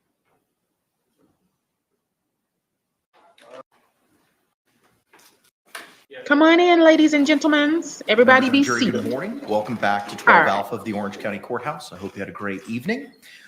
If you could, again, just by a show of hands, you complied with the court's instructions for the overnight break. Hey, y'all. Hey, welcome to the chat, love bugs. Welcome, welcome, welcome. Thank y'all for deciding to join us over here. It is October the 23rd, y'all. A nice little Wednesday. Please remember to hit the like button on the way in. We have been here for 1 hour and 27 minutes so far. We finished day 3 of the Sarah Boone Suitcase murder trial, and now we are going into day 4. I believe tomorrow I'm just going to pick up on day 5. I don't think I'm going to finish watching day 4 unless it gets really interesting, because I don't like being behind like that. But I wanted to finish listening to Sarah Boone's testimony and everything that she said happened. We did that. Day 3 just ended. Now we are picking up on day 4. We're going to watch day 4 for the next 2 hours, and then I'm going to get up out of here, y'all. That'll be my day. I will be done. Thank y'all for joining me. I'm going to hit play. This is Sarah Boone, y'all. She is accused of murdering her ex-boyfriend, George, leaving him in a suitcase to unalive himself, beating him with the baseball bat and everything else. So we're going to click play. All hands have been raised. Members of the jury, at this point in time, the defense is going to continue with their evidence and testimony presentation. And I'm going to ask them to call their first witness at this time. Mr. Owens, you may proceed, sir. At this time, the defense calls Deputy Ramirez Delgado.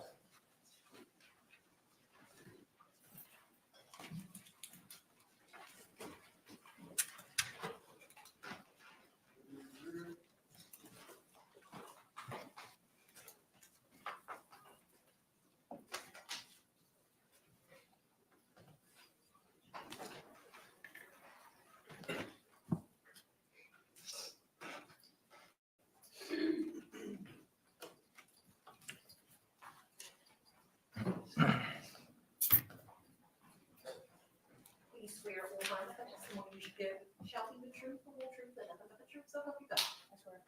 Good morning. You can be seated. And can you please state and spell your name for the record for me? Yes, sir. My name is Jessica, first name Jessica, Jessica. First last name is Ramirez, Ramirez. Second last name is Delgado, Delgado. Thank you, ma'am. You may inquire, sir. Good morning, ma'am. Good morning, sir. Ma'am, how are you employed? I am a reserve deputy with the Orange County Sheriff's Office, And how long have you been employed with the sheriff's? 7 years.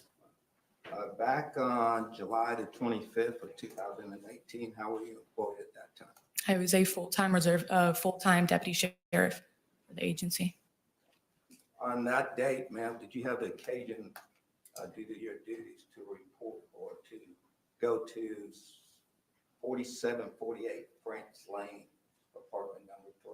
Yes, sir. Do you recall what you were going there for? The purpose? Yes, sir. I was a backup deputy for a call involving a male kicking a female in the face. So it came out as a domestic call. And was it another officer who also responded? Yes, sir. He was the primary. Ma'am, while you were there, did you have contact with Sarah Boone? Yes, sir. While having contact with Ms. Boone, were you able to observe any injuries? Yes, on her sir. person? Yes, sir. She had swelling and bruising in her right eye. And ma'am, were you able to make contact with Mr. George Torres? Yes, sir. Were you able to notice any injuries on his person? Yes, sir. He had red markings and some abrasions around his neck.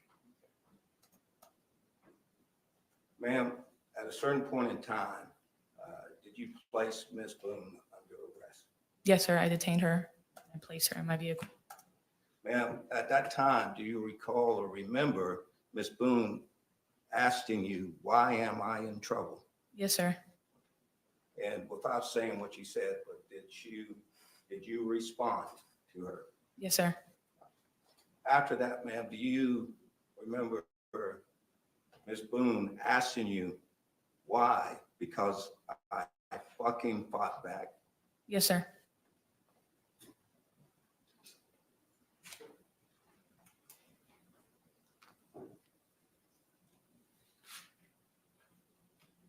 I can have one more. Yes, sir.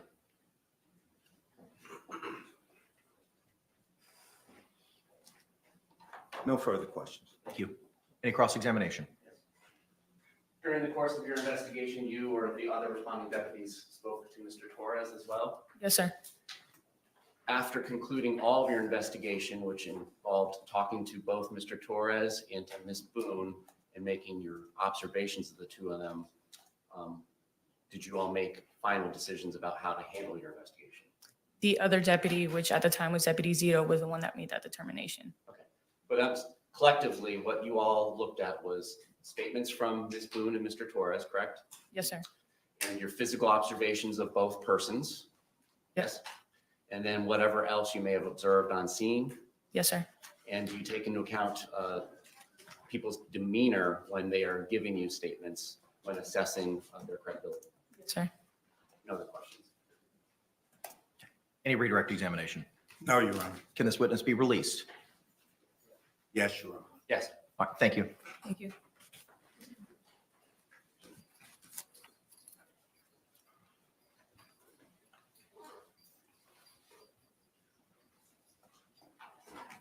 Defense, call your next witness.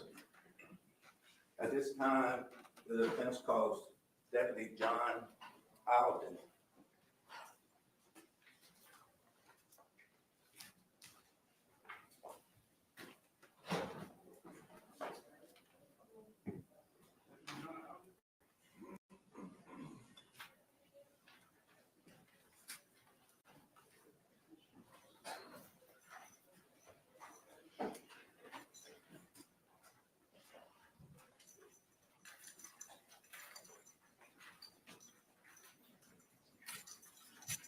Do you swear or affirm that the testimony you give shall be the truth, the whole truth, and nothing but the truth, so help you God? I do. Sir, good morning. Can you state and spell your name for the record? John Alden, Johnalden. All right, thank you, sir. You may be seated. Mr. Henderson, you may inquire. Good morning, sir. Morning. Sir, how are you employed? How are you employed? I'm employed with the Orange County Sheriff's Office as a corporal. Back on August the 28th of 2019, how were you employed? I was a deputy in the Uniform Patrol Division in Sector 2. As a part of your job duties that day, did you have the occasion to respond to 4748 France Lane, number 3? Yes. What was the purpose? There ended up being a battery call. And sir, were you the lead officer on this case? Yes, Were there any other backup officers there with you? I believe so. Sir, on that date, August the 28th of 2019, did you come in contact with Sarah Boone? Yes, Sir, on that date, did you observe any injuries on Sarah Boone? I observed redness on the left side of her neck and what to be an old injury to her right eye. Sir, on August 28th of 2019, did you come in contact with George Torres? Yes, And did you notice any injuries on Mr. Torres? yes. He had some redness on it by his left eye.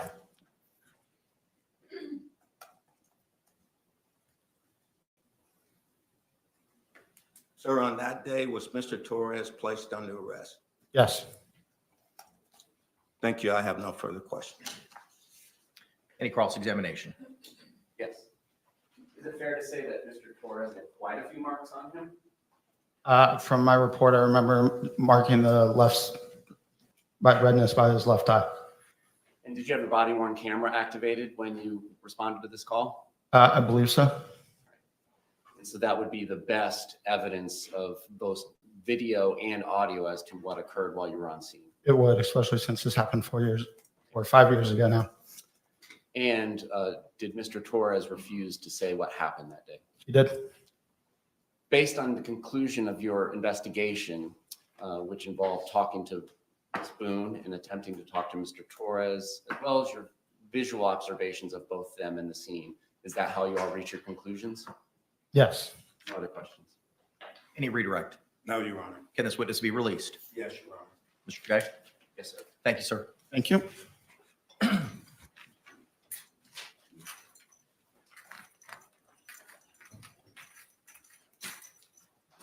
Defense, you can call your next witness.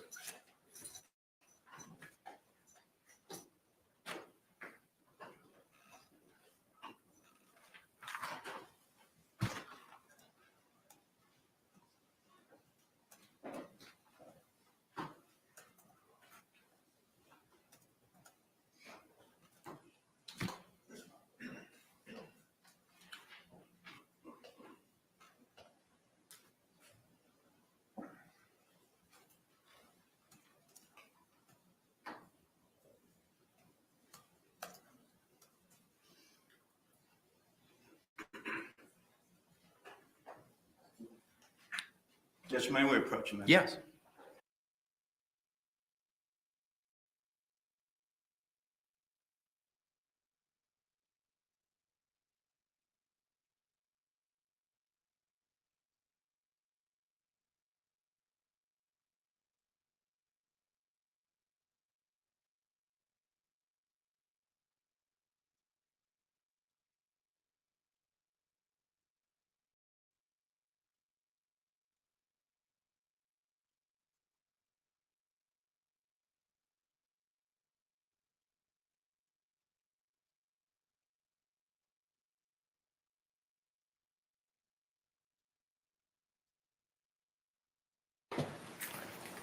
Defense, you can call your next witness.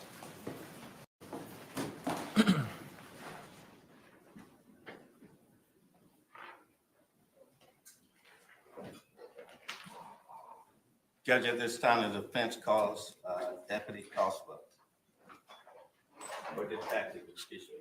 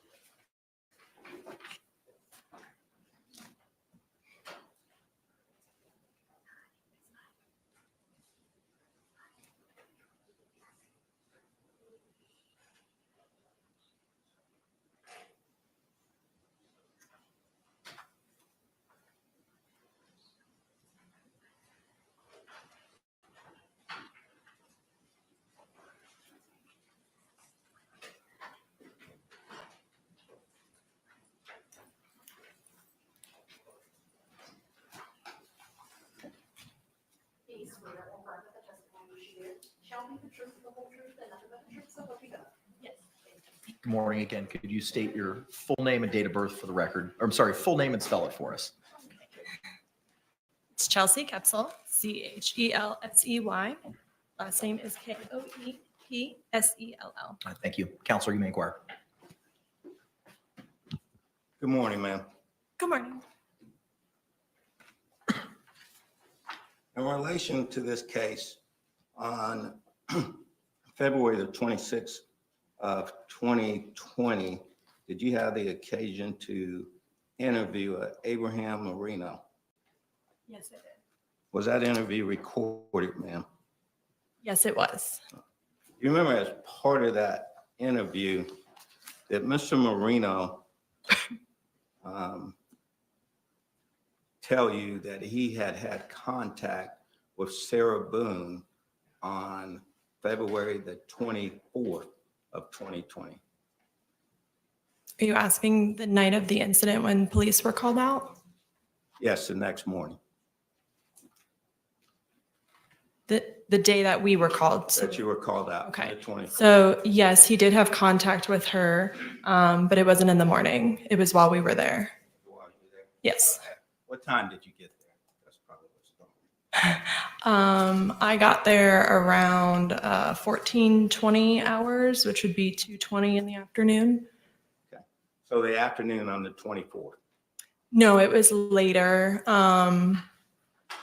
I recall, I believe I was doing paperwork in my vehicle. So it would have been at some point during the investigation, but it wasn't, I didn't notice him until, I'm not sure if I noticed him until before or after Sarah was interviewed. All right, but to his interview part, the interview, did he tell you in the interview that he had contact with Boone on that day? Yes, he did. Did he tell you at that time that Miss Boone had made a statement to him? Yes, he did. Do you remember what that statement was? I don't wish to quote what he stated. So I don't know the exact verbiage, but he basically replayed what, I'm not sure if he replayed what exactly occurred that day, but I do know he mentioned something about, she mentioned being dragged down the stairs a couple days prior.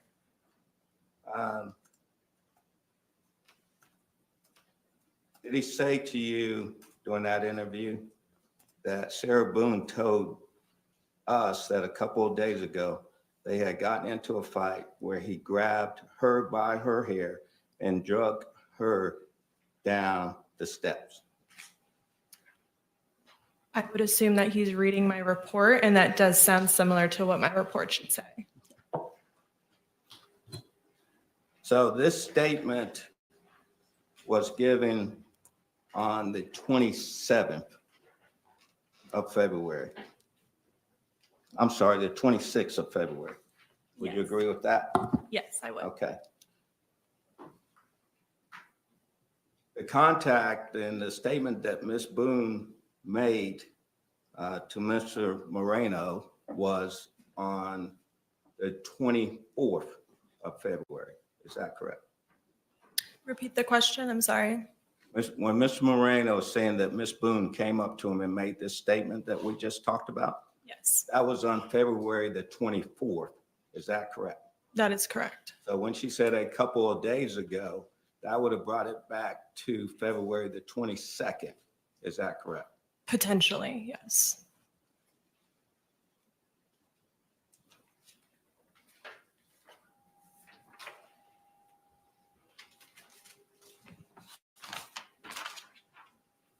Ma'am, during that interview with you, did Mr. Marino ever indicate to you that when he had contact with Ms. Boone on the 24th, that Sarah Boone told him what happened was an accident? Did he say that Sarah Boone stated that she was teaching him a lesson and things got out of hand and that she fell asleep? I don't recall the entirety of that being accurate. Yeah, I don't recall the entirety of what he just said being accurate. Do you remember him saying that at all? He did say that she had, I believe he said on the recording, passed out. So that's why, like, part of the statements might be accurate, but Ma'am, would it refresh your memory if you were to see the recorded statement? His recorded statement, Yes. transcription? Yes. Sure, yeah, great. May I approach the witness? You may.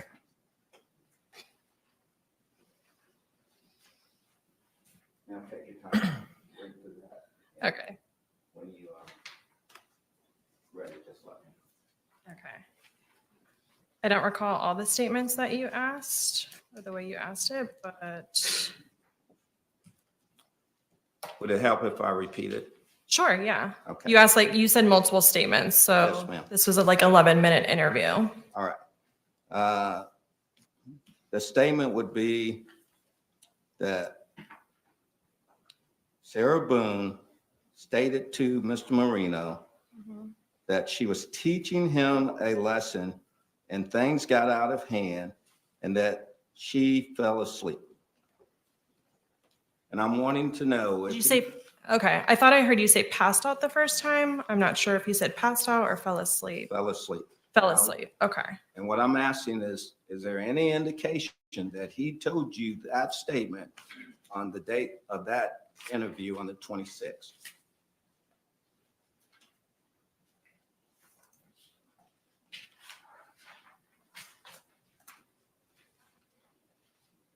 Sorry, I'm trying to go to the part where we talked about that. Yes, ma'am. Take your time.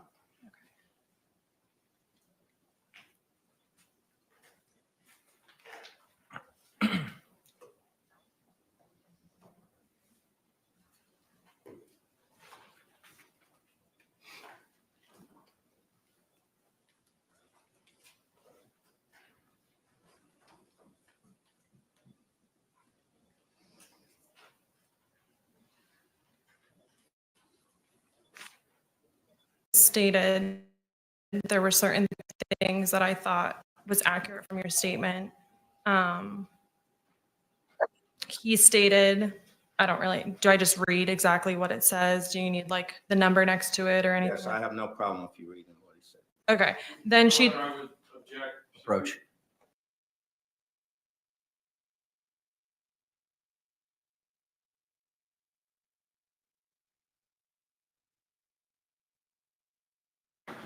Ma'am, you cannot read the statement at this time. okay. Thank you. You may continue, Mr. Henderson. He described, Hang on. No. Just wait for a Oh, question, so okay? sorry. It's okay. yes, sorry. Ma'am, and anywhere in that interview, do you see reference to this statement that Sarah stated that she was teaching him a lesson and things got out of hand and that she fell asleep? No to the first two parts of your question. I heard passed out the first time you asked me this question, and that's why I said that part of it was accurate, because he did say that she passed out in his statement. That was what Sarah told him. Okay, did she say she was teaching him a lesson? Is that in there? No, And things got out of hand. Is that in there? no, I don't recall that. May I approach the witness? Yes.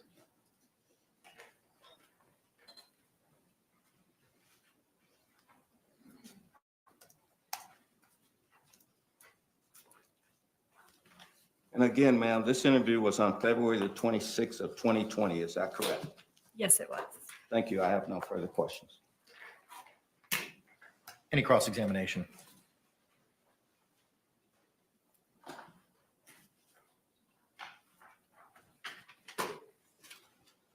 No other questions, Your Honor. All right, thank you. Can this witness be released? Yes, Your Honor. State? Yes, Your Honor. All right, thank you.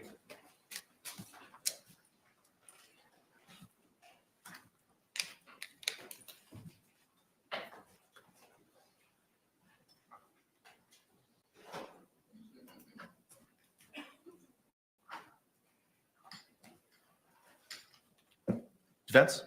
Call next witness.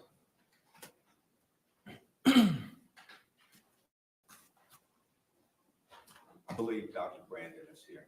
Madam Judge. All right. Making sure.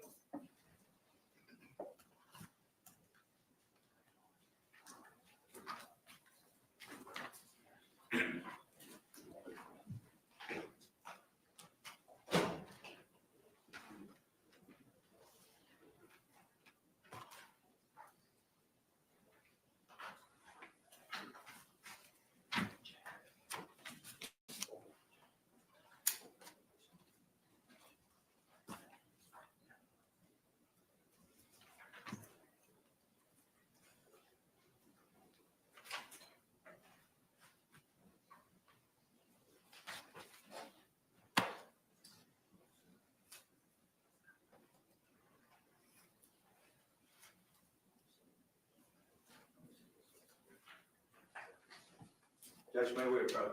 Yes, sir.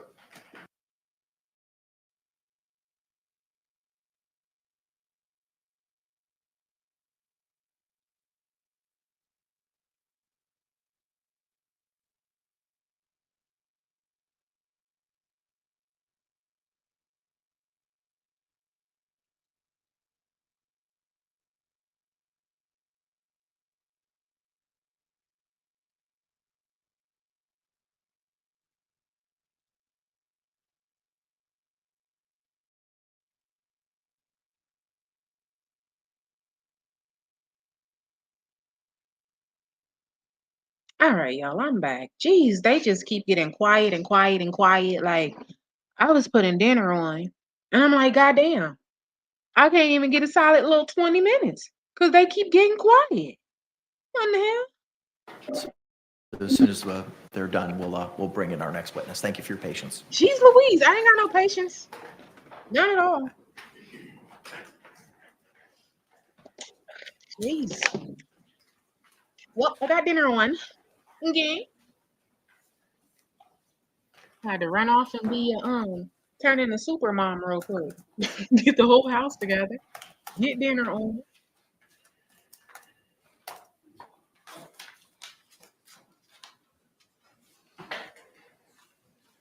How y'all doing today? What's for dinner? It's Wednesday and we're having taco stuff, so it's Taco Wednesday.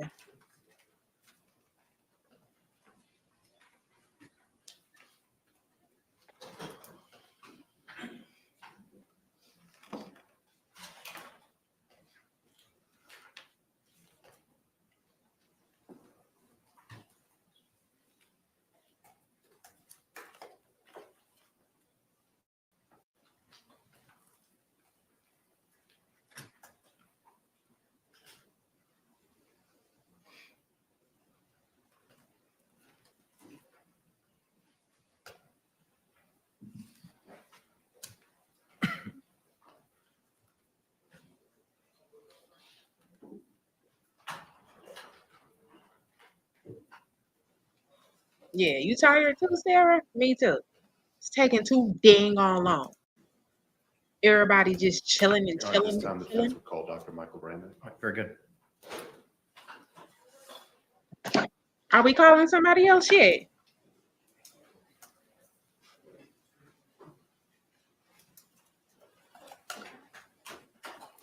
Nope, not yet. Maybe. Hey, you know. Do you swear or affirm that the testimony you give shall be the truth, the whole truth, and nothing but the truth, so help you God? I do. Doctor, good morning. Good morning, Could you Your Honor. state and spell your name for the record for us? Michael Brandon, Brannon. All right, thank you. Counselor, you may inquire. Dr. Brandon, good morning. Good morning. Spry, having just traveled from Miami to Orlando. Yes, Is it that not correct? Okay. was a good drive. Would you please describe for the jury your background, training, and experience, both in forensic psychology as well as battered women syndrome? Sure. So I'm a psychologist licensed in the state of Florida. I have a bachelor's degree in psychology. That's from a university called Nova University. I also have a master's degree in psychology. I received that in 1980, also in psychology. And I received my doctoral degree in psychology after a year internship where I worked with severely mentally ill individuals in Hialeah, Florida. In 1988, I finished my degree requirements for my doctorate in psychology. Okay. In 1990, I was licensed as a psychologist. I've been operating as a psychologist since then, since 1990. Originally, I started off doing the work that most people kind of think about when they think about psychologists, doing therapy, counseling with people, helping them through with their problems, things like that. In 1994, I began on a career almost quite accidentally as a forensic psychologist when I testified in my first case in front of a jury. And from that time on, I've been doing mostly forensic psychology. My practice very quickly changed from that time on. I'm currently the co-director of the Institute for Behavioral Sciences and the Law, and anywhere between 80 and 90% of all my work now is related to some legal or court-related matter in the ways in which mental health interfaces or impacts or helps to give opinions about various legal issues. I've taught rather extensively in the area of forensic psychology. I teach to mostly legal audiences, but oftentimes too, I speak to groups of psychology students wanting to sit up here and do what I'm doing as well. I make long drives and then come up here and talk to people about cases. I also currently on the staff, the adjunct faculty staff for the School of Psychiatry at Florida Atlantic University. I help to train their forensic psychiatrists, so not just psychologists, but psychiatrists in terms of doing this work as a psychologist or as a psychiatrist, a mental health professional who gives opinions in the courtroom. And are you also required to update your educational background and knowledge as a forensic psychologist? Yes, sir. So sure. So every 2 years, we're required to get 40 continuing education credits to maintain our license.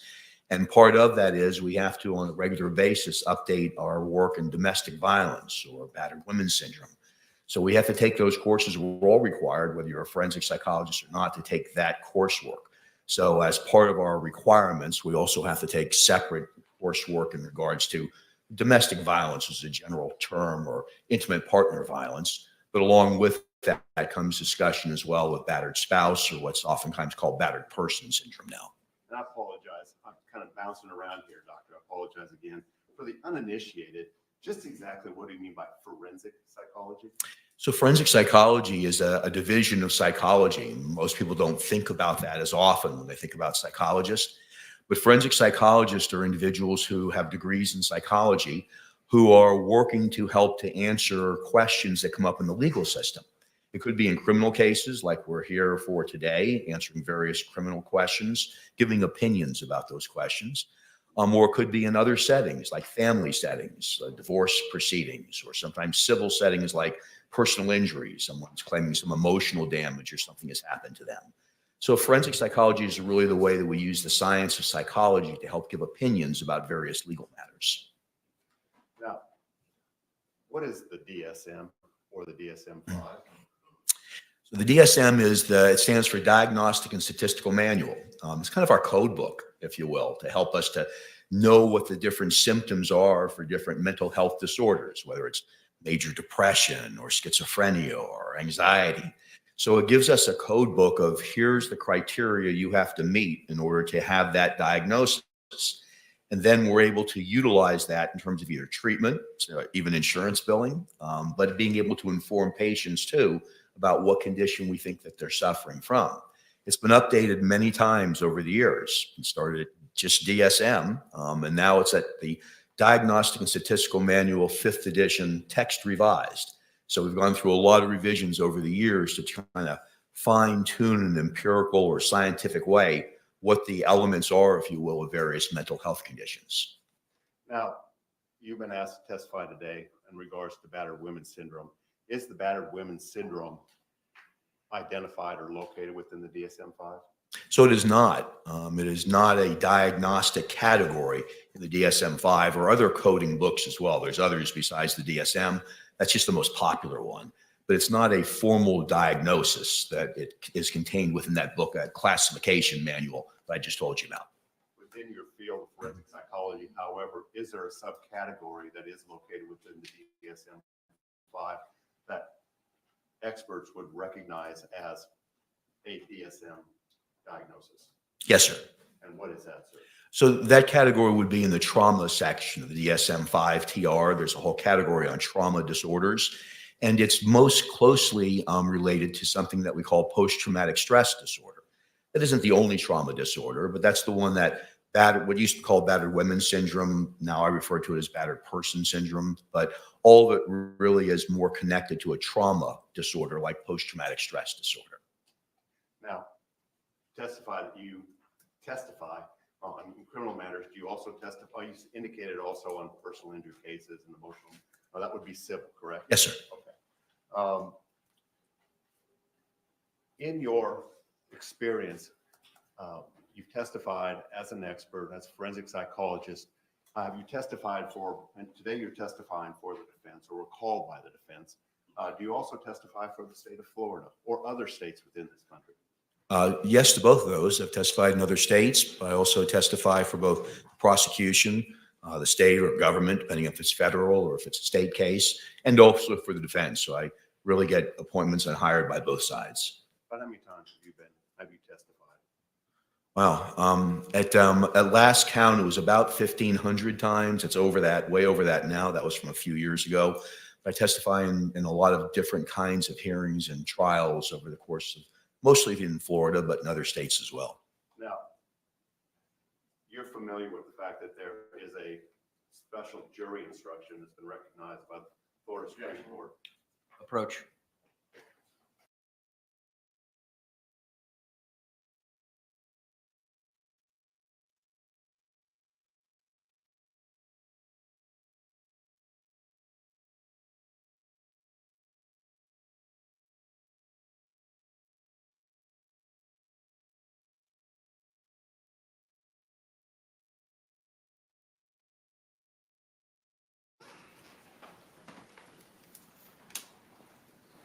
I apologize.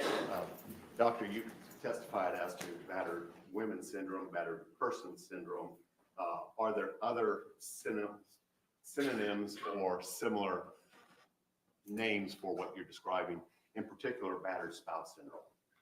Well, we talk about it in terms of trauma disorders like post-traumatic stress disorder, but the way when it's applied to the legal system is called battered wife, or that was the original terminology for it, battered wife syndrome or battered person syndrome. So really depends on your setting. So in this setting, we oftentimes talk about this particular condition that I've been asked to talk about today, is really referred to as battered spouse syndrome. And have you been asked to give your opinion as a legal expert and on battered spouse syndrome? Yes, sir. How frequently have you been asked to do that? I've been involved in about 100 cases of just that alone. I've been involved in some sort of testimony about 50 times. And you indicated that you testified for the state, you testified for the defense, you testified in state cases, federal cases. Could you break down on a percentage basis the number of times you testified for the state versus testifying for the defense? It's really close in terms of the last time we looked at it, it was about 50-50. On most cases, like for instance, if there's a case that involves battered spouse, potentially battered spouse or battered wife syndrome, I'm usually called by the defense first because they raise the issue. If you're called by the prosecution, whether it be federal or state, what oftentimes happens is it's in response to a defense expert that's been called. So do I agree or disagree with that other expert? So I'm usually, the call usually comes first from the defense, but in terms of who I'm hired by, it's pretty even. It's about 50-50. Now, this time, Your Honor, I will proffer the witness as an expert in the field of forensic psychology. Yes, approach.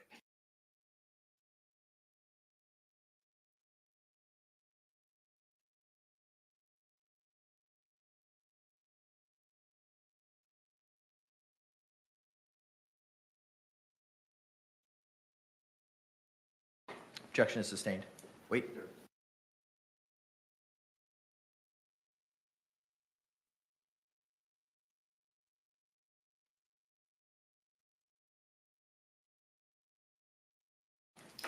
Been accepted, to your knowledge, in the Florida court system. Yes, sir. Objection, legal conclusion? Sustained. Can you describe the classic system or systemology wherein an individual might necessarily suffer and then exhibit symptoms of battered women syndrome? Yes. So battered spouse syndrome is a woman, usually a woman's response. Doesn't have to be, but that's a classic historical research went into how women respond in situations in which there's intimate partner violence when they've been the victim of violence. Now we know, of course, in other kinds of relationships, men can be a victim of it as well, as whether it's a heterosexual or homosexual relationship, that both men and women can be victims. But we still know the majority of those individuals that are diagnosed with that condition or given that condition, classified with that condition, are women.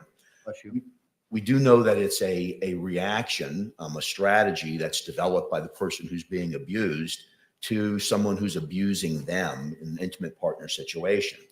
And essentially what they're doing is they've made a determination that they can't effectively escape from the abuse. They can't just leave for some reason. They feel in danger or they've been threatened if they leave that something bad will happen to them. So it's a cognitive or thinking strategy on the part of the person being abused that I have to develop some coping skills or ways of protecting myself or maybe even loved ones as well from some form of imminent violence or danger or lethality. Something bad will happen to me if I don't develop a way of handling this abuse, this constant abuse that's coming towards me.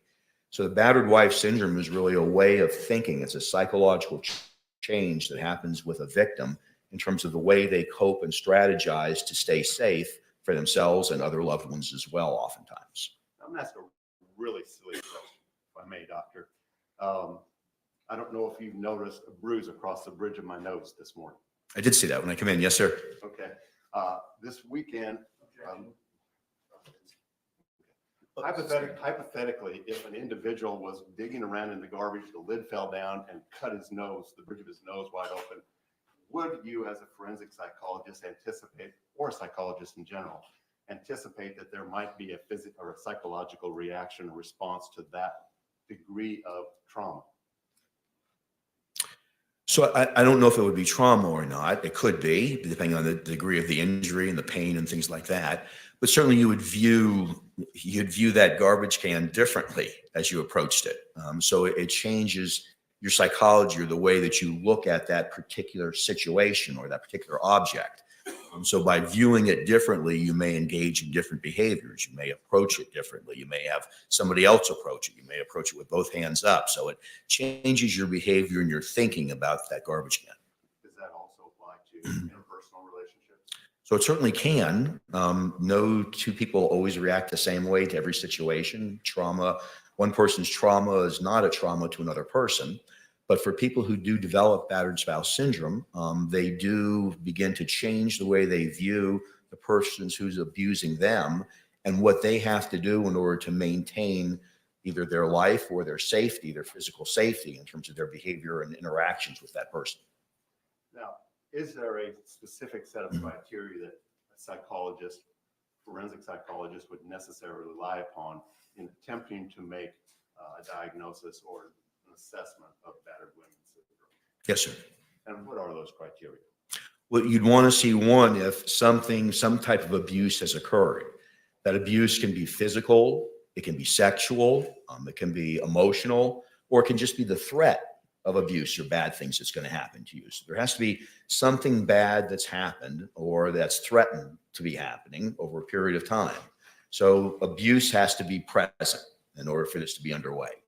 Without abuse, there's no battered wife syndrome. But that's not enough. There also has to be what's called coercive control.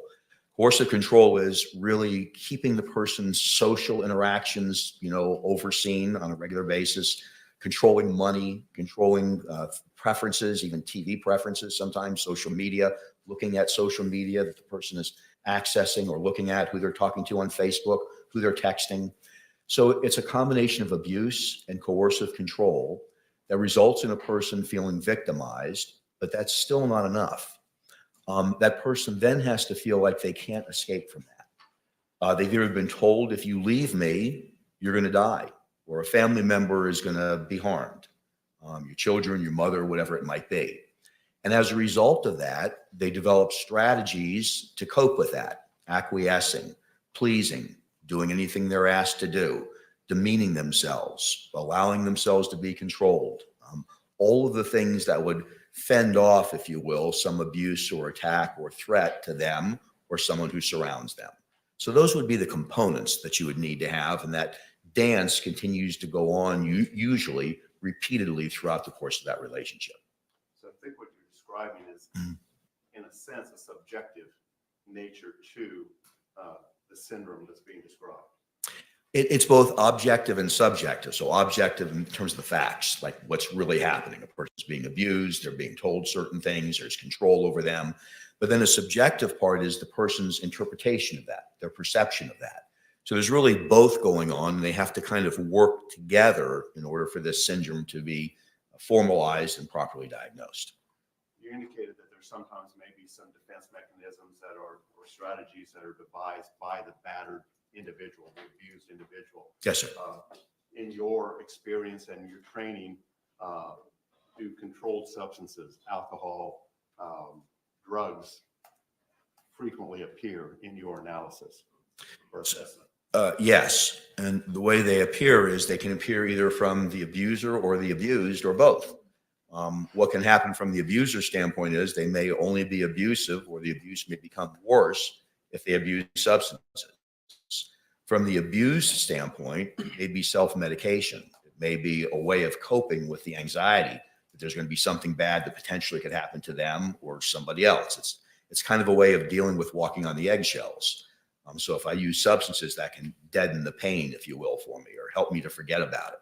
So it's oftentimes, not always, but oftentimes part of either the abuser's behavior or the abused behavior. Do they, in your experience, do they on occasion actually defend the individual that is abusing them? That's a very frequent part of this syndrome. Not always, but it's very frequent. It's why interviewing them becomes difficult sometimes, because they're used to explaining away their behavior, the abuser's behavior, my black eye, my missing tooth, his screaming and yelling in the background while I'm talking to mom on the phone.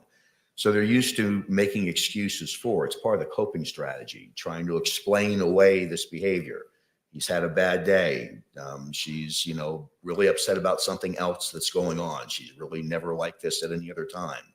So defending that person is oftentimes a part of the battered spouse syndrome, and getting the person who's been abused to get them to stop defending them so they can talk about the actual abuse becomes a challenge.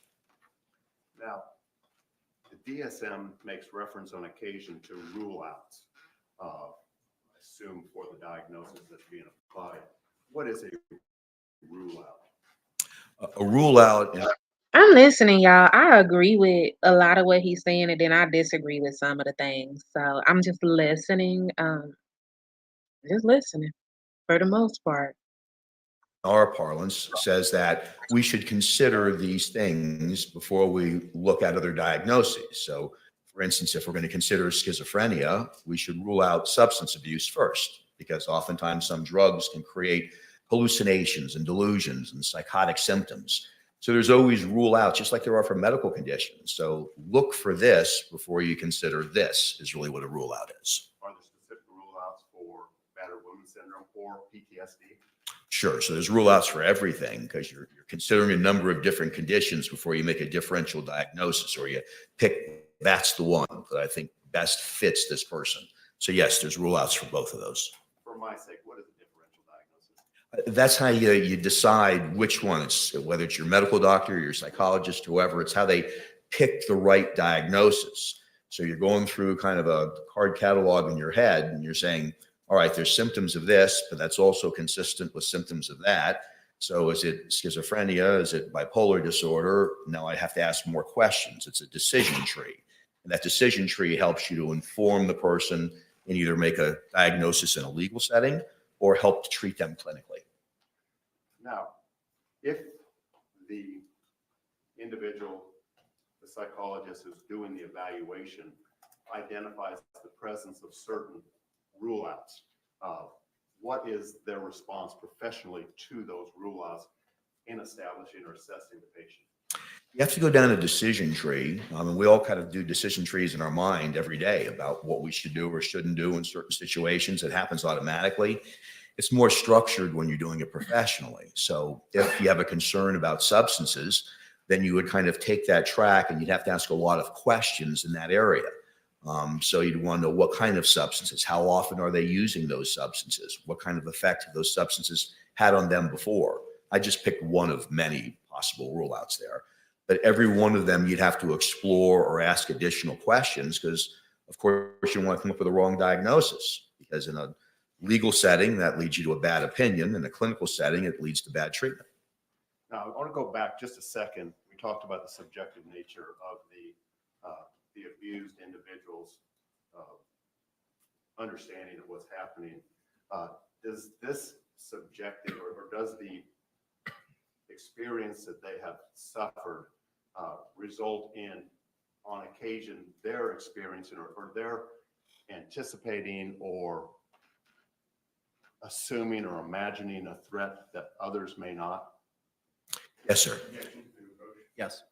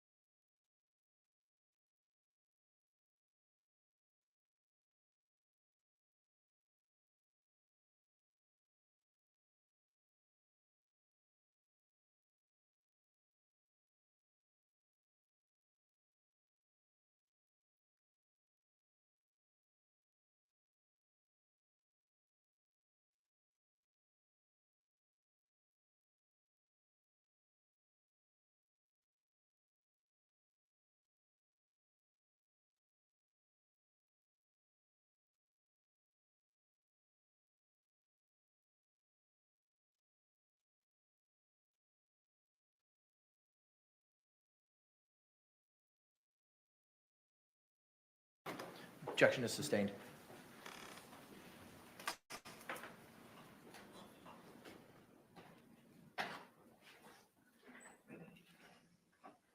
Doctor, from what you've described this morning, I think we're talking about a complex and sophisticated process for assessing and diagnosing PTSD, battered women, the matters that you described.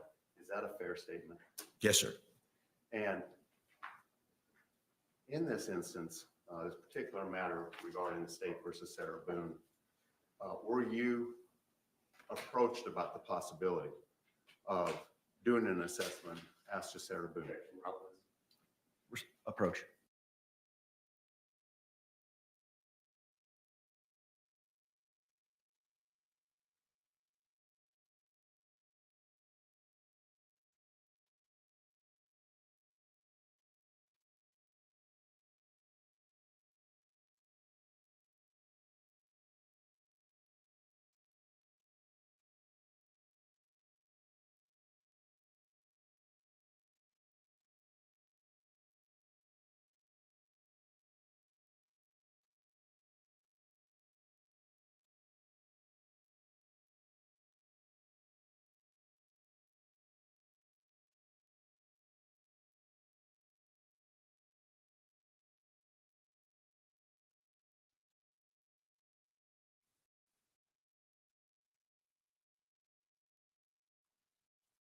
Sustained. Oh yeah, every time I move from this computer, they get quiet.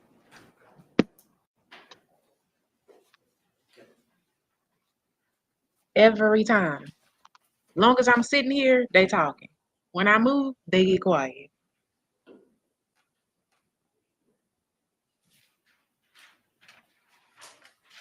So I could tell today just went on and on and on because this is crazy already.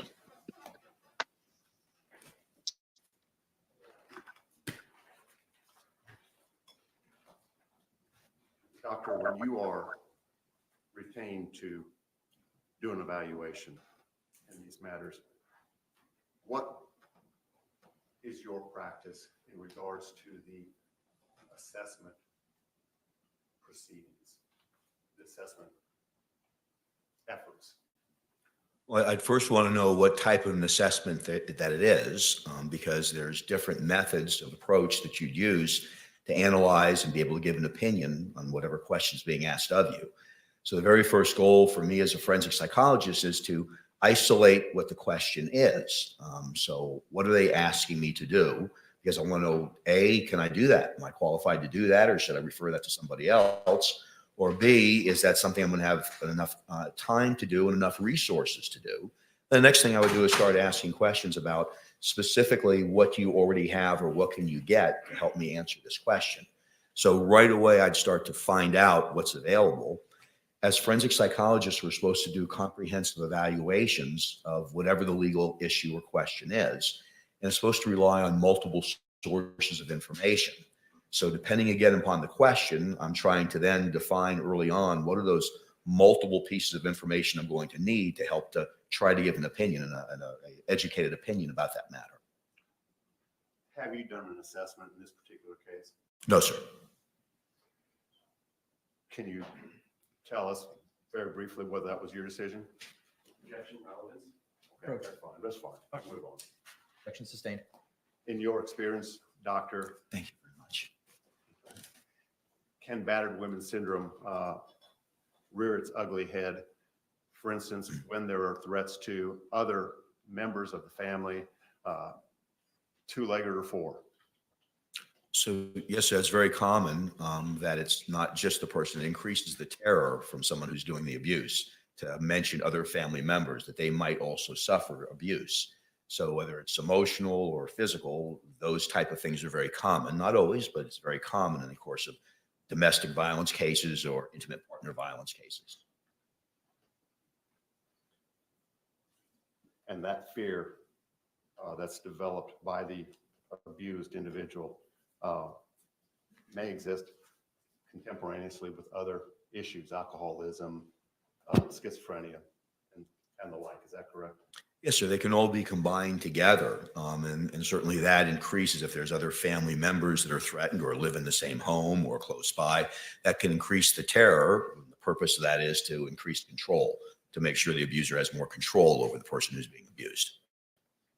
1 second, Your Honor. Yes, sir.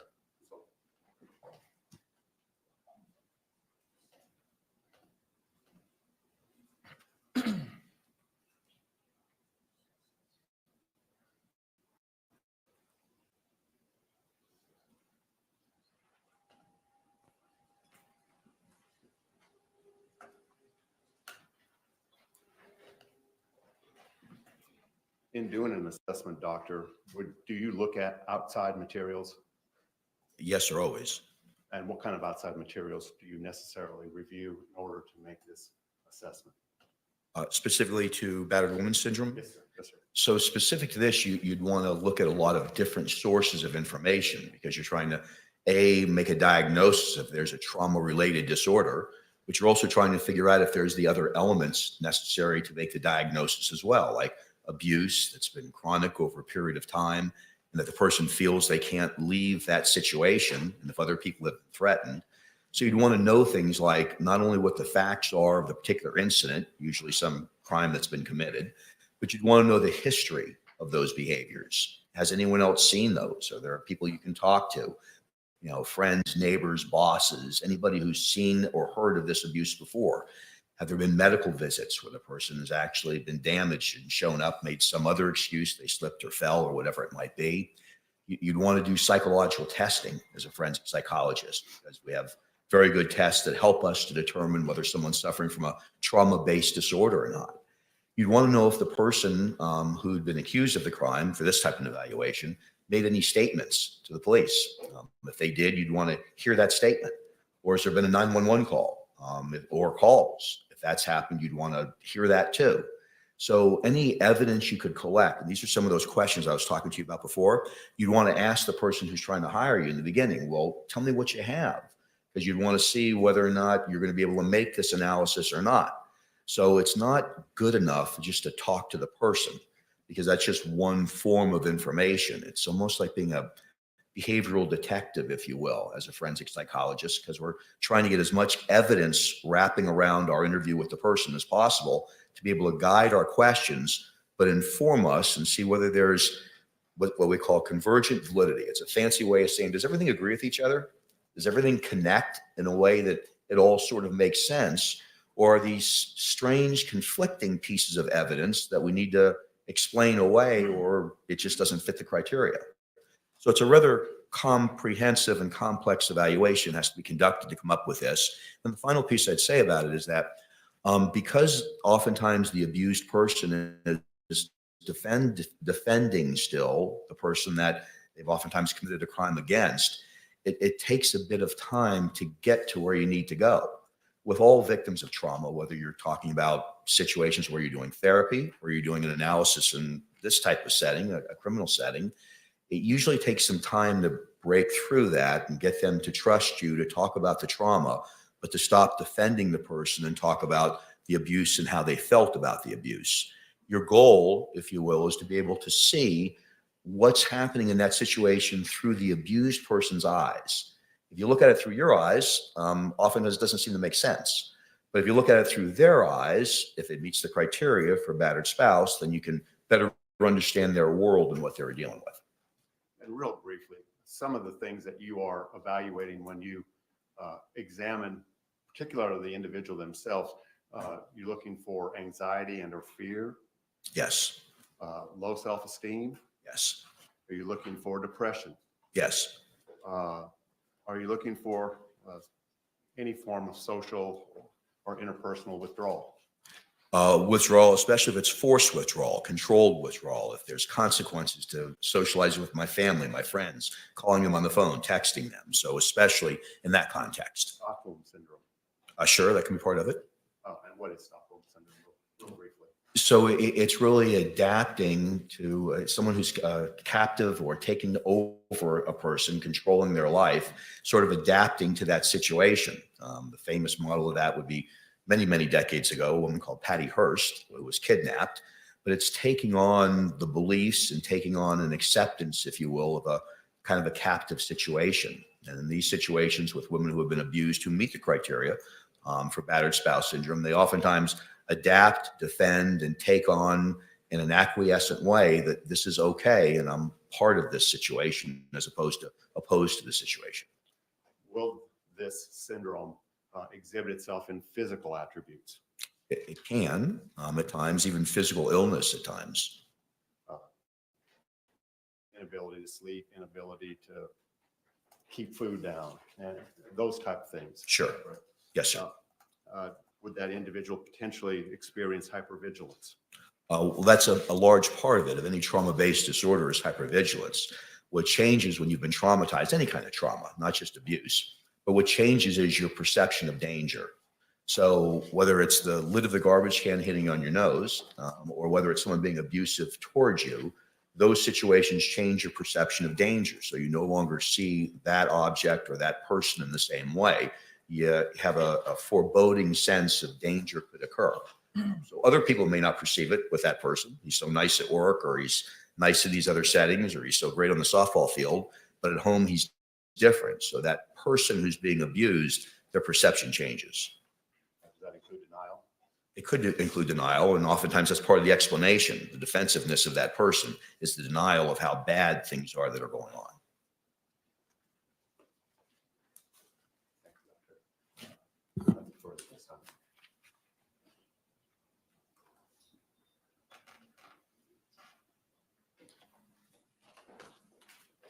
Any cross-examination?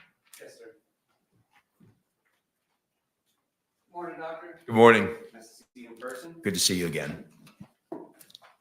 So there's a subjective component to trauma, is what I understand you're saying, correct? Always. Yes, sir. And so hypothetically, a couple could be in a 3.5-year relationship with physical violence, emotional violence, even sexual violence, but either or both of those partners may or may not believe that is a traumatic experience for him or herself, correct? Yes, sir. People mistake the stimulus about what happens as the trauma. The trauma is really the reaction to it. So bad things that happen, people don't always react in the same way to them. So yes, sir, that's correct. So for instance, a homicide detective or a homicide prosecutor may go out to a scene and see a freshly dead body, and their perception of that environmental stimulus may be very different from somebody who works at Dunkin' Donuts and just gives us muffins in the morning coming across a dead body. Is that fair? Yes, sir. That homicide detective may be able to go eat lunch right after it, and the other person who works at the donut restaurant may not be able to eat for a couple of days as a result. So yes, perception is a big part of how trauma occurs. And I understand your answers today, and I'm not saying that they were different the other day. But I understand you to say that it's very important to do a comprehensive evaluation to get the full picture of what is going on in the perceived battered spouse mind, correct? Yes.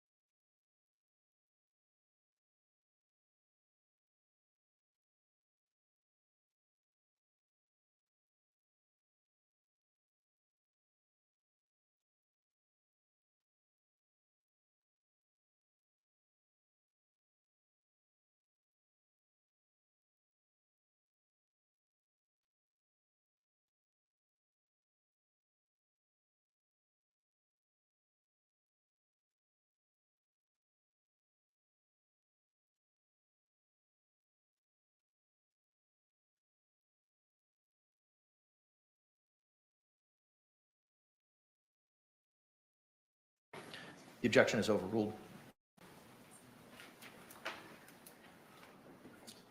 So we've been talking about the importance of doing a comprehensive evaluation with as many collateral sources as one could possibly have when making an assessment about the battered spouse syndrome, correct? Yes, sir. Relevant piece of information. Yes, sir.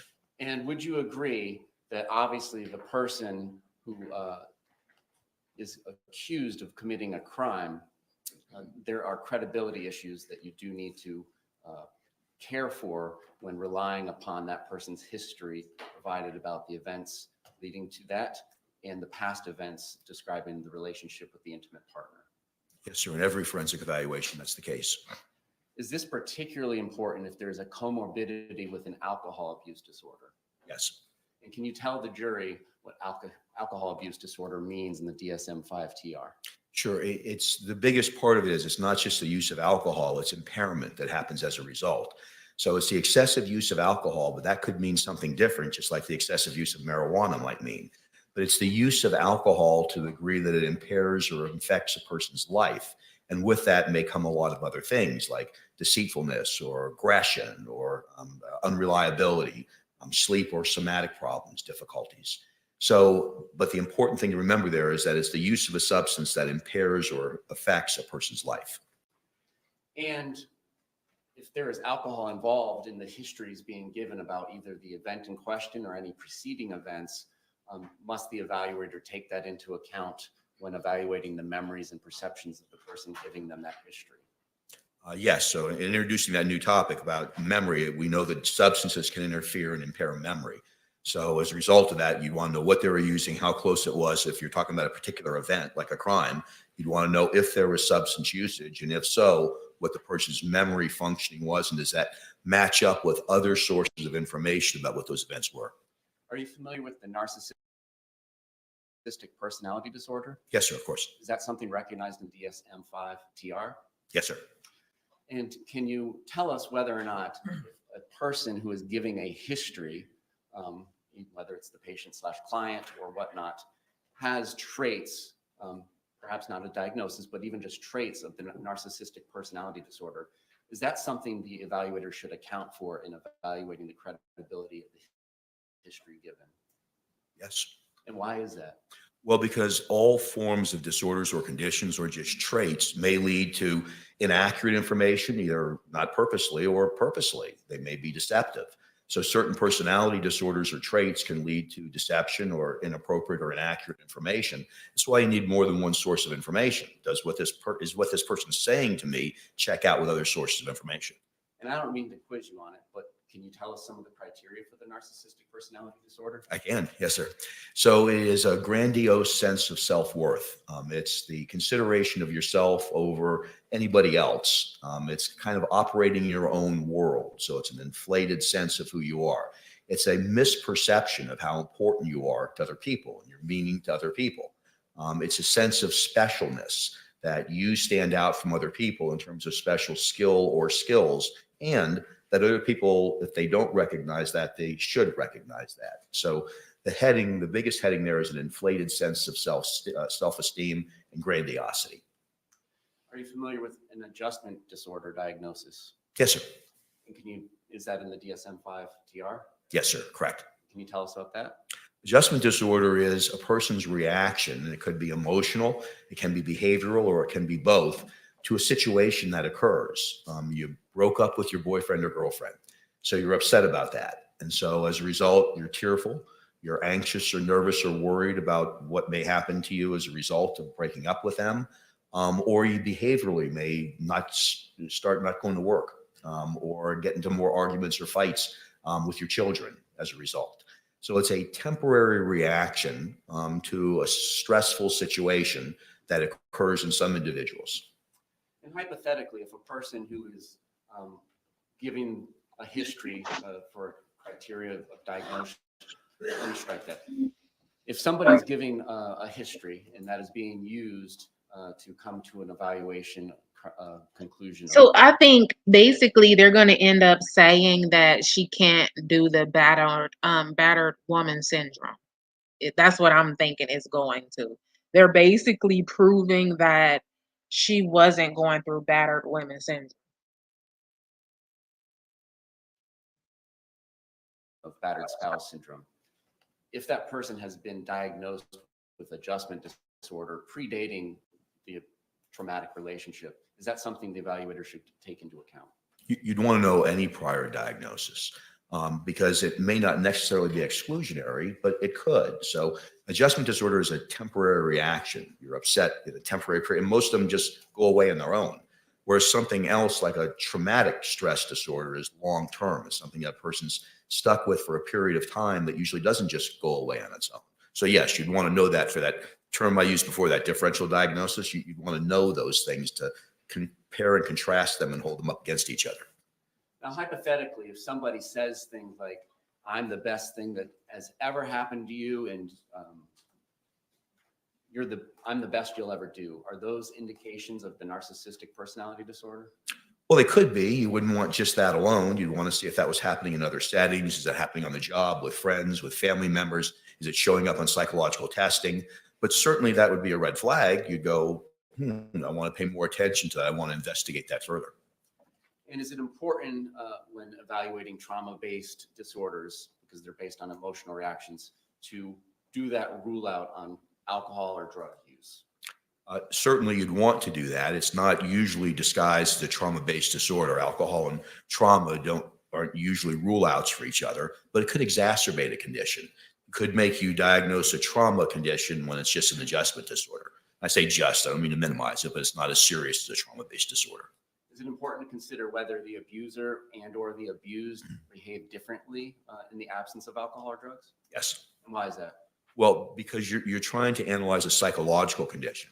If as a result of drug or alcohol abuse, their behavior changes or their perceptions change, that's not a psychological condition, that's a substance abuse disorder. So that's why you'd want to know that. So if their condition remains the same, maybe it's a little worse when they're using drugs or alcohol, but it's the same perception of threat or danger, then you're going to diagnose a trauma-based disorder. If not, then you're going to diagnose a substance abuse disorder. You can have both, but you'd want to rule one out as opposed to the other. And are you familiar with the classic three-step cycle of battered spouse syndrome or domestic violence? Yes, sir, I am. Can you explain that to the jury? Sure.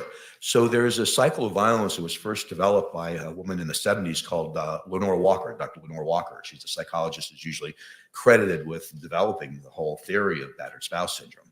And in the classic model, which we know oftentimes happens, not every time, but in the classic model, there's a period of tension buildup where things are happening, little arguments are happening, there's bickering back and forth, there may be some threats or some loud voices back and forth, but it's all things that are leading up to a possible violent episode. Then there's the episode that happens itself, the violent episode. Could be verbal, sexual, physical, but there's the violent incident that occurs. And then after that violent episode occurs, there's a honeymoon phase where the person who's done the abuse, they're apologizing, taking that person who was abused out to dinner, buying them things, saying nice things to them, complimenting them to sort of make up for the abuse. And it's kind of it's called the cycle of violence. And the reason why is it tends to repeat itself in a lot of these situations of battered spouse syndrome, where you see this repeating itself over and over and over again. So people are kind of stuck in these revolving doors in their relationship. And can one cycle be enough to traumatize a person? Yes. Does this trauma necessarily have to be coming from a man to a woman? No. And in fact, as times have changed, language has changed. And so when we keep referring to it as battered woman syndrome in the courtroom today, what we're actually talking about now is battered spouse syndrome or even intimate partner violence. Yes, sir. I mean, interpartner violence can happen outside of legal settings, but it's really a kind of the large over grouping, if you will, to be able to talk about all of these other things that can happen as a result, like trauma-based disorders and battered spouse syndrome. And you're right. The later research has kind of pulled us away from thinking this only happens to women in heterosexual relationships. We know now there's all sorts of derivations, and that men can suffer also from battered spouse syndrome, battered person syndrome, homosexual couples. So we know it goes around to everybody, but still, women are more often diagnosed with battered spouse syndrome than anybody else. Does the trauma have to come in the form of physical violence? No, sir. Does it have to come in the form of sexual violence? No, sir. Can it come in the form of emotional or mental violence? Yes, sir. And would examples of that include such as running the partner down and telling them that they're no good and, just general insulting and lowering their value? It could. Remember, that's the stimulus, so it would depend on how the person who's receiving that responds to it as to whether or not it becomes traumatic. But yes, sir, that'd be the first red flag you'd want to investigate. And you mentioned isolation before. So if somebody in a hypothetical intimate partner setting is trying to isolate the partner from his or her family members or friends or coworkers, can that be, and I'm not saying necessarily, can that be indications of intimate partner violence that could lead to battered spouse? So sure, that'd be an example of coercive control. So if a person was doing that, that's consistent with that classification of battered person syndrome. Yes. And hypothetically, controlling another person, the intimate partner's personal property or effects, such as a birth certificate or identification paper. Y'all, let me get up out of here. Honey. We done been here all day. Once again, y'all. We are watching the Sarah Boone Suitcase murder trial, day 4, once again, y'all. I don't even know if we watched day 2, for real. I know we watched day 3, and now we on day 4. I think we did watch day 2, but I'm not sure. Y'all make sure y'all smack that likety like button on the way out. I'm going to finish getting my house together, finish getting dinner together before everybody bum rush up in here, okay? I appreciate y'all staying here the entire time throughout this video.